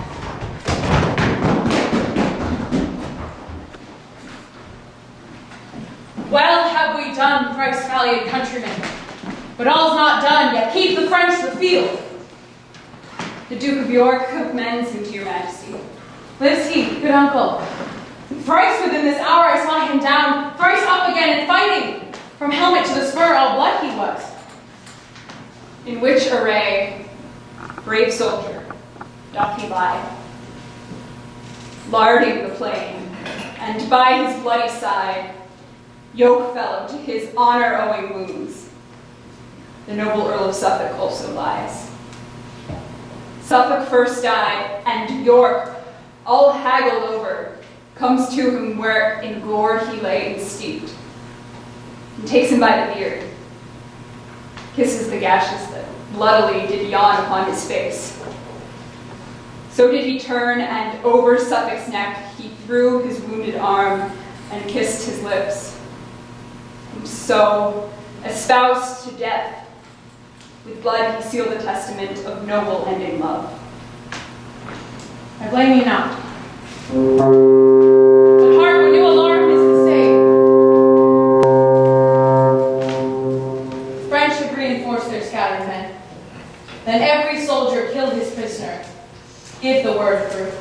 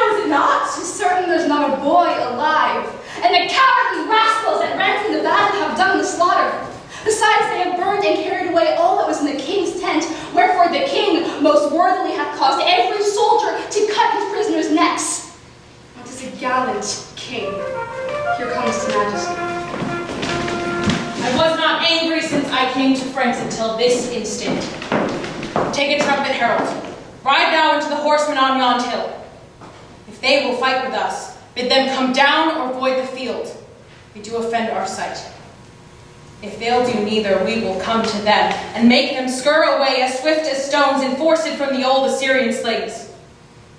Besides, we'll cut the throats of those we have. Not a man of them that we shall take shall taste our mercy. Go and tell them so. Here comes the herald of the French, my liege. His eyes are humbler than they used to be. How now, what means this herald? Knowst thou not that I have fined these bones of mine for ransom? Comest thou again for ransom? O great king, I come to thee for charitable license that we may wander o'er this bloody field to book our dead, and then to bury them, to sort our nobles from our common men. For many of our princes, woe the tides, lie drowned and soaked in mercenary blood. So do our vulgar drench their peasant limbs in blood of princes, and the wounded steeds fret, fetlock deep in gore, and with wild rage yerk out their armed heels at their dead masters, killing them twice. Who give us leave, great king, to view the field in safety, and to dispose of their dead bodies. I tell thee truly, herald, I know not if the day be ours or no, for yet a many of your horsemen peer and gallop o'er the field. The day is yours. Praise be God, and not our strength for it. What is this castle called that stands hard by? The call it Agincourt. Then call we this the field of Agincourt, fought on the day of Crispin Crispianus. Your grandfather, famous memory, and please your majesty, and your great uncle Edward, the Plash Prince of Wales, as I have read in the chronicles, fought a most brave battle here. They did, Llewellyn. Aye, your majesty says very true. If your majesty says remember that the Welshmen did good service to the garden where leeks did grow, red leeks in their monument caps, which your majesty notices ours an honourable badge of service, and I do believe your majesty takes with scorn to wear the leek upon St. David's Day. I wear it for a memorable honour, for I am Welsh, you know, good countrymen. All the water and wine cannot wash your majesty's Welsh blood from your body, I can tell you that. God bless it and preserve it so long as it pleases his grace, and his majesty too. Thanks, good my countrymen. By yes, sir, I am your countryman. I cannot confess it to all the earl. I need not be ashamed of your majesty, so long as your majesty is an honest man. God keep me so. Our heralds go with him, and bring me just notice of the numbers dead on both our parts.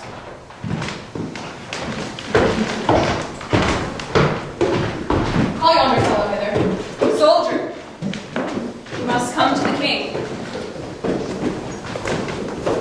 Soldier, why wearest thou that glove in thy cap? And please your majesty, 'tis the gage of one I should fight withal if he be alive. An Englishman. And please your majesty, a rascal that swaggered with me last night, who, if alive and ever dared to challenge this glove, I've sworn to take him a box to the ear, or if I can see my glove on him, which he swore as he was a soldier he was alive, he would wear. If alive, I will strike it out soundly. What think you, Captain Llewellyn? He's a craven in a villain else, and please your majesty. It might be his enemy is a gentleman of great sort, quite from the answer of his degree. Though he be as good a gentleman as the devil is, and as Lucifer be as above himself, it is necessary, look your grace, that he keep his vow and his oath. If he be perjured, his reputation, look your grace, is as errant a jacksauce and a villain as ever his shoe doth trod upon God's ground and his earth in my conscience now. Then keep thy vow, sirrah, when thou meetst the fellow. So I will, as I live, my liege. Who serves thou under? Under Captain Gower, my liege. Gower is a good captain, his good knowledge of literature to the wars. I pray you, go bring him hither to me. So I will, my liege. Llewellyn, wear thou this favour for me. When Alison and myself were down together, I plucked this glove from his helm.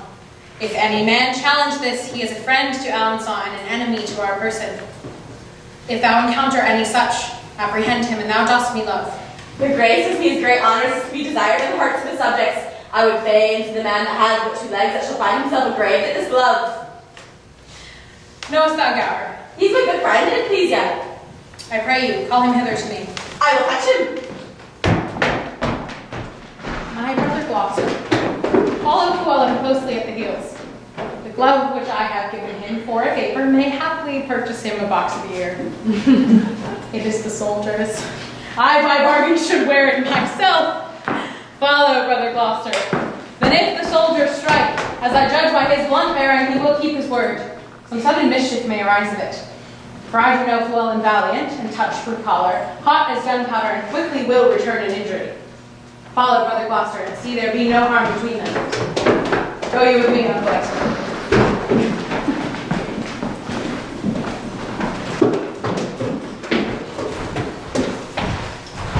I warrant it is tonight, you captain. God's will and his pleasure, captain, to a pasty king there is more good towards your peradventure than is in your knowledge to dream of. Sir, know you this glove? Know the glove? I know the glove is a glove. I know this, and thus I challenge it. Ah, it's blood! It's errant traitors, enemies in the universal world, or in France, or in England. How now, sir, you traitor? Do you think I'll be forsworn? Send away, Captain Gower. I will give treason his payment to the close I warrant you. I am no traitor. That's a lie, Edward. I charge in his majesty's name, apprehended he's a friend of the Duke Alan-son. How now, what's the matter? My lord of Gloucester hears, praise be God for it, in most contagious treason come to light. Look ye as you shall desire in a summer's day. Here is his majesty. How now? What's the matter? My liege, here is a villain and a traitor, which, look your grace, has struck the glove which your majesty take out of the helmet of Alan-son. Sir, this was my glove. Here is the fellow of it. He that I gave it to in change promised to wear it. I promised to strike him if he did. I met this man wearing my glove, and I have been as good to my word. Here now, saving your majesty's manhood, what an errant, rascally, scald, beggarly knave it is! I will hope the majesty will carry testimony, witness, and hold out to it that this is the glove which your majesty has given me. Soldier, give me that glove. Look, here is the fellow of it. 'Twas I, indeed, thou promisest to strike, and thou hast given me most bitter terms. How canst thou make me satisfied? All offenses, my lord, came from the heart, and never came any from mine that might offend your majesty. It was ourself thou didst abuse. Your majesty came not like yourself. You appeared to me but as a common man. Witness the night, your garments, your lowliness, and what your highness suffered under that shape. I beseech you take it for your own fault and not mine. For had you been as I took you for, I made no mistake. Therefore, I beseech your highness, pardon me. Uncle Exeter, fill this glove with crowns. Give it to the fellow. Keep it, fellow, and wear it for an honor in thy cap till I do challenge it. Give him the crowns. And captain, thou must needs be friends with him. By this day and this life there's metal enough in this gentleman's belly. Hold, here's 12 pence for you, and I pray you to keep out of quarrels and troubles and dissensions. I warned you, it is the better for you. I will none of your money. It is a good silly. It will serve you to mend your shoes. Come, wherefore should you be so bashful? Your shoes is not so good. Take it or I will change it. How now, Harold? Are the dead numbered? Here is the number of the slaughtered French. What prisoner of good sort are taken, uncle? Charles, Duke of Orleans, nephew to the king. John, Duke of Bourbon, and Lord Boucicaut. Of other lords and squires, knights and barons, full 1,500, besides common men. This note doth tell me of 10,000 French that in the field lie slain. Of princes in this number, and nobles bearing banners, there lie dead 126. Added to these, of knights, esquires, and gallant gentlemen, 8,400. Of the which 500 were but yesterday dubbed knights. So that in these 10,000 that here lie slain, there are but 1,600 mercenaries. The rest are princes, barons, lords, squires, knights, and gentlemen of blood and quality. The names of those their nobles that lie dead: Charles d'Albret, High Constable of France; Jacques of Châtillon, Admiral of France; Jean, Duke of Alençon; Antony, Duke of Brabant; and Edward, Duke of Bar. Of lusty earls Grandpré and Russy, Fauconberg and Foix. Here was a royal fellowship of death. What is the number of our English dead?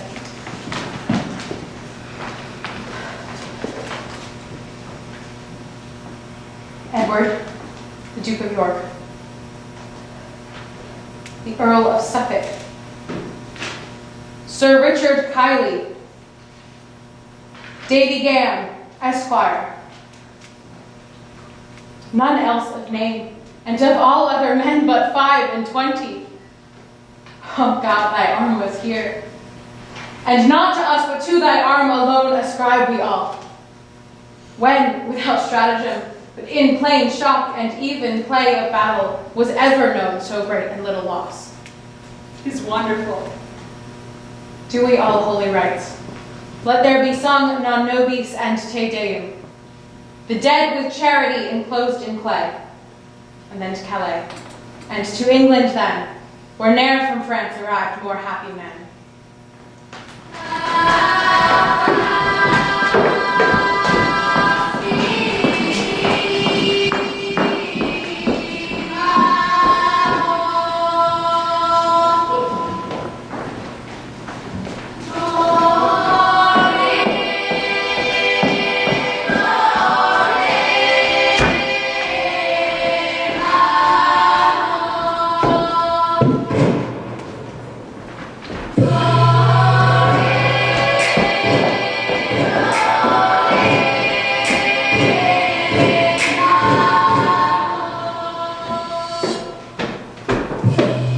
Vouchsafe to those that have not read the story that I may prompt them. and of such as have, I humbly pray them to admit the excuse of time, of numbers, and the due course of things which cannot in their huge and proper life be here presented. Now we bear the king toward Calais. Grant him there seeing to heave him away upon your winged thoughts athwart the sea. Behold, the English beach pales in the flood with men, wives, and boys whose shouts and claps that voice the deep-mouthed sea, which, like a mighty whistler for the king, seems to prepare his way. So let him land, and solemnly see him set on to London, the mayor and all his brethren, in best sort, like to the senators of the antique Rome, go forth and fetch their conquering Caesar in. How many would the peaceful city quit to welcome him? Much more and much more cause to they this harry. Now, in London places.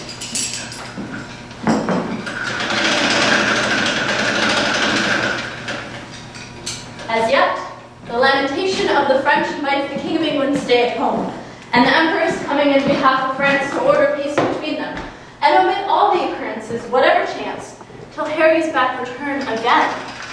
France.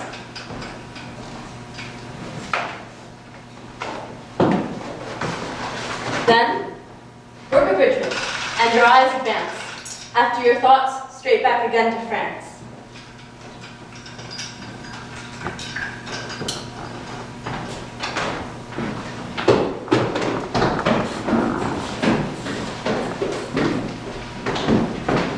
Nay, that's right. Why were you in your league today, St. Baby's Day is past? There's occasions that cause supply and report all things, Captain Gower. I will tell you as my friend. The rascally skulled, lying, plaguing knave pistol which you herself and all the world know to be no petulant fellow looking out of no merits. He has come to me and things me print and salt yesterday and bid me eat my leek.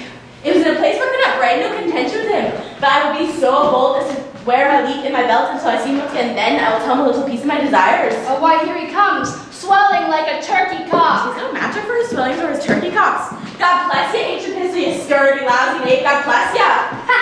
And the bedlam? Does thou thirst base, Trojan, to have me folded up in carcass fatal web? Hence, I'm qualmish at the smell of leek.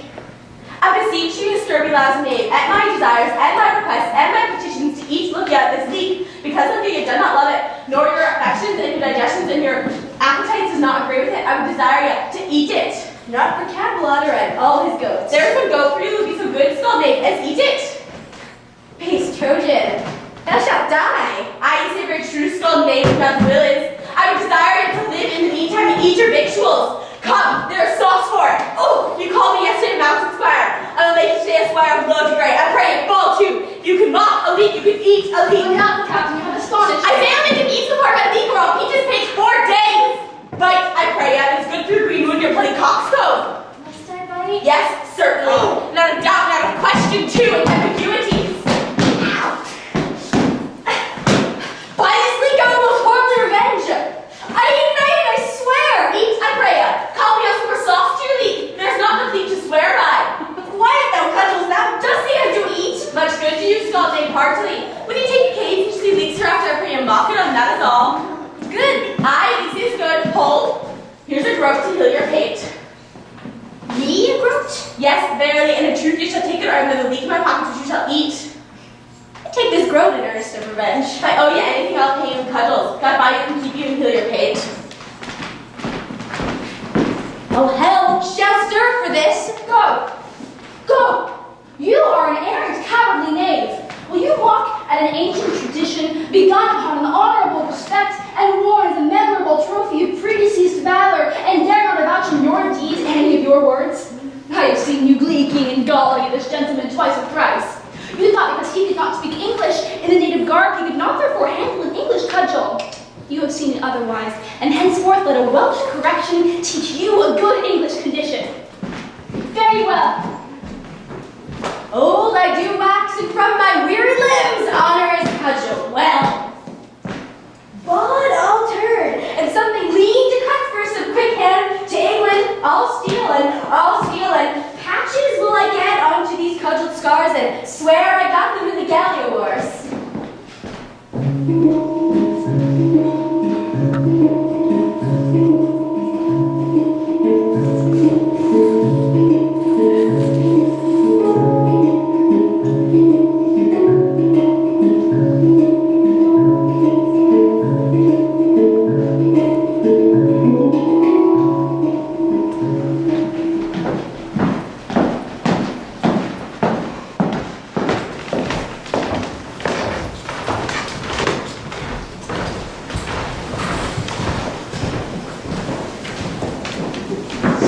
Peace to this meeting wherefore we are met. Unto our brother, France, and to our sister, health and fair time of day. Joy and good wishes to our most fair and princely cousin Catherine. And as a branch and member of this royalty by whom this great assembly is contrived, we do salute you, Duke of Burgundy. And princes French and peers, health to you all.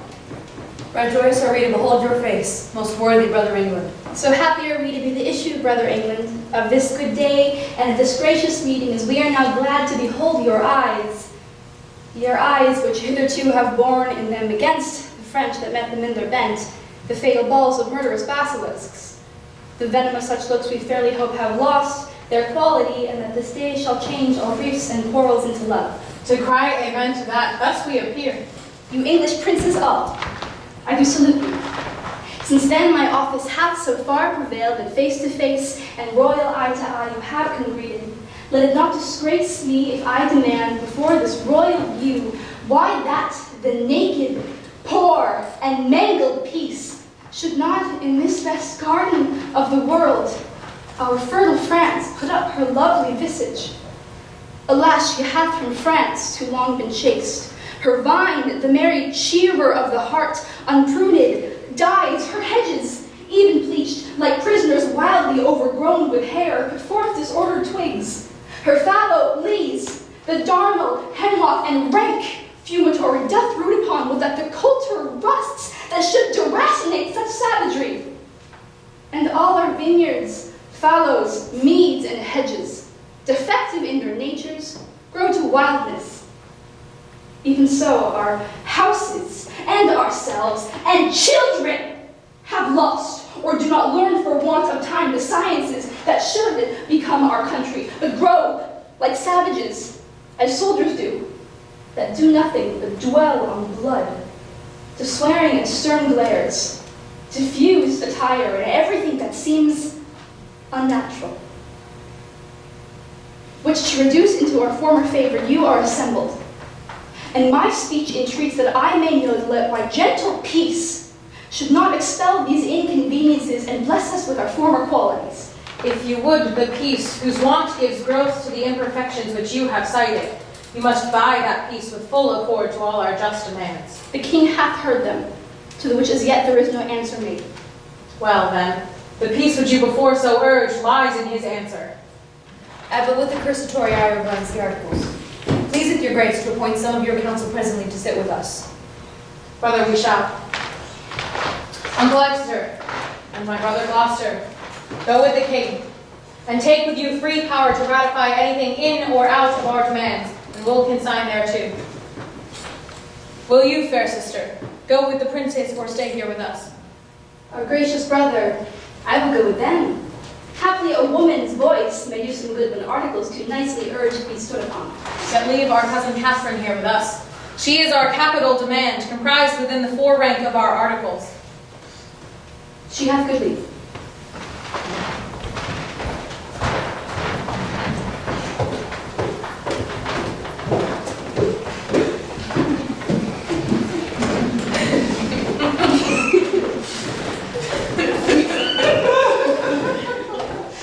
Fair Catherine, and most fair, will you vouchsafe to teach a soldier terms such as will enter at a lady's ear and plead his love suit to her gentle heart?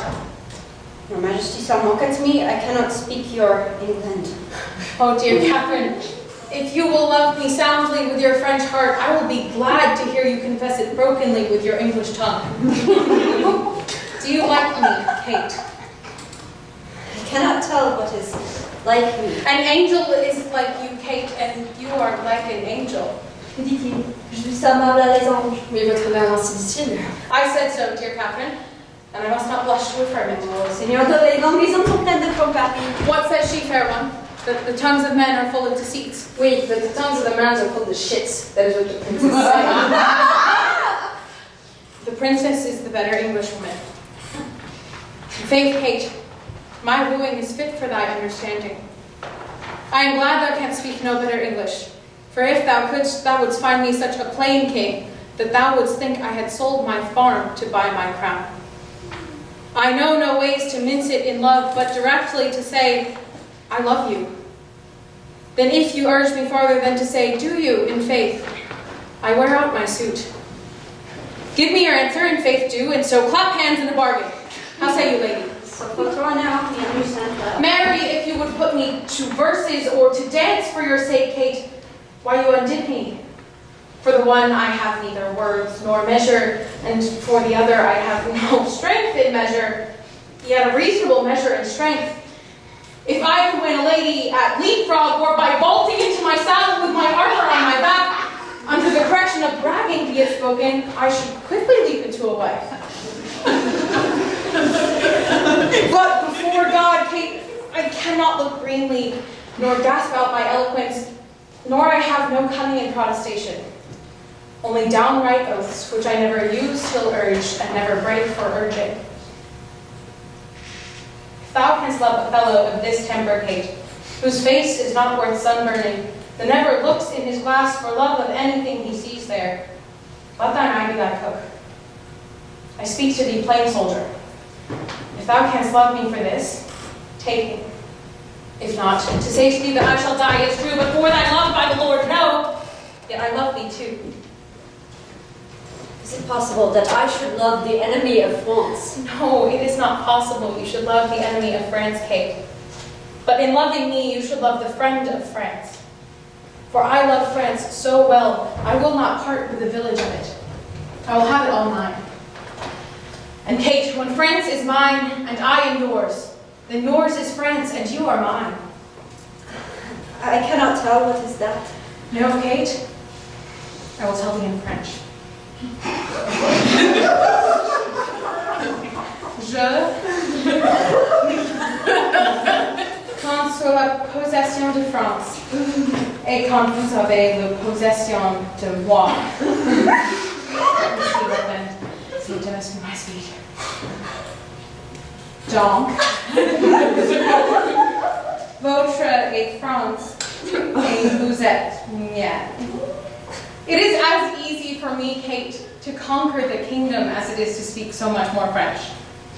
I fear I will never move you in French unless it be to laugh at me. Votre honneur, le français que vous parlez, il est meilleur que l'anglais que je parle. No, faith is not, Kate. But dost thou understand thus much English? Canst thou love me? I cannot tell. Can any of your neighbors tell, Kate? I'll ask them.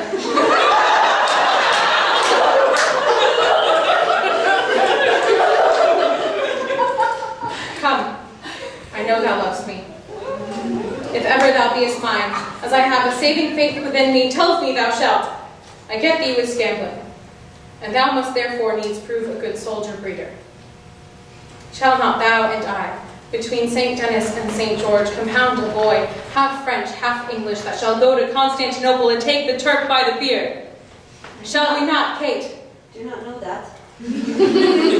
No, 'tis hereafter to know, but now to promise. Do but now promise, Kate, you will endeavor to your French part with such a boy, and for my English moiety, take the word of a king and a bachelor. How answer you, la plus belle Catherine du monde, mon très cher et de Vendéas? What's wrong, Your Majesty? Have those French enough to see the massage? Now fie upon my French. By mine honor, in true English, I love thee, Kate. By which honor I dare not swear thou lovest me. Yet my blood begins to flatter me thou dost, notwithstanding the poor and untemperate effect of my visage. In faith, Kate, the elder I wax, the better I shall appear. My comfort is that old age, that ill layer up of beauty, can do no more spoil upon my face. And so, my fair Catherine, will you have me? That is as it shall please the one will pay. Hey, it shall please him well, Kate. It will please him. Then it shall also content me. Upon that, I kiss your hand, and I call you my queen. Here comes your father.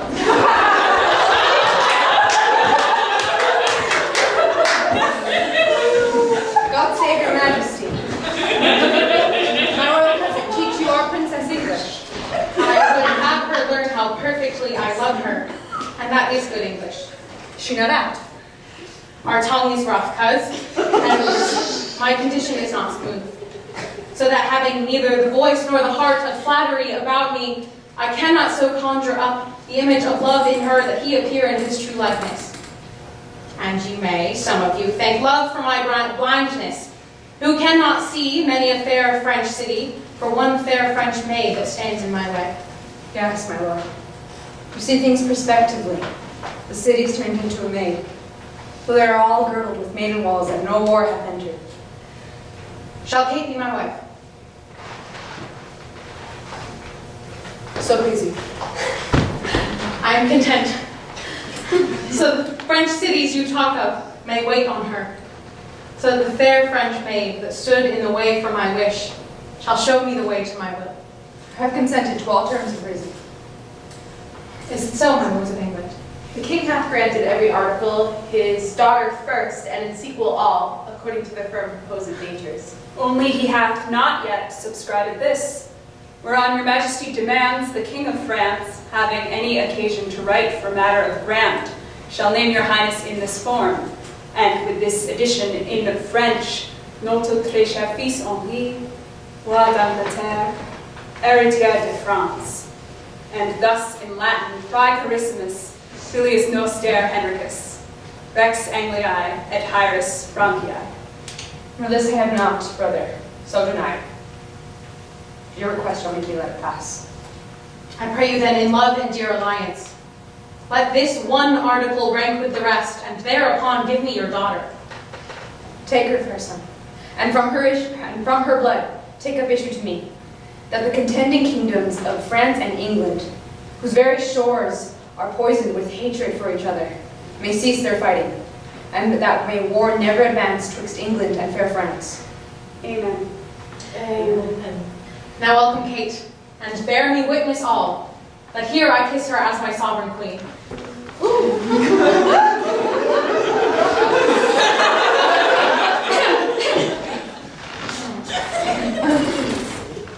God, the best maker of marriages, combine your hearts in one, your realms in one. As man and wife, being two are one in love, so be there twixt your kingdoms such a spousal that never may ill office or fell jealousy, which troubles do oft the bed of blessed marriage. Thrust in between the paction of these kingdoms to make divorce of their incorporate league, that English may as French, French Englishmen, receive one another. God speak this, amen. Amen. Amen. Prepare we for our marriage. On which day then shall I swear to Kate and you to me, and may our oaths well kept and prosperous be.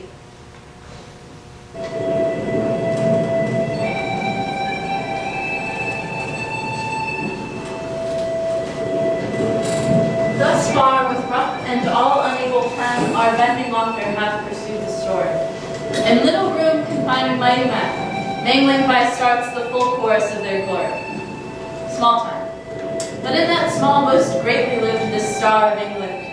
Fortune made his sword, by which the world's best garden he achieved, and of it left his son imperial lord, Henry VI.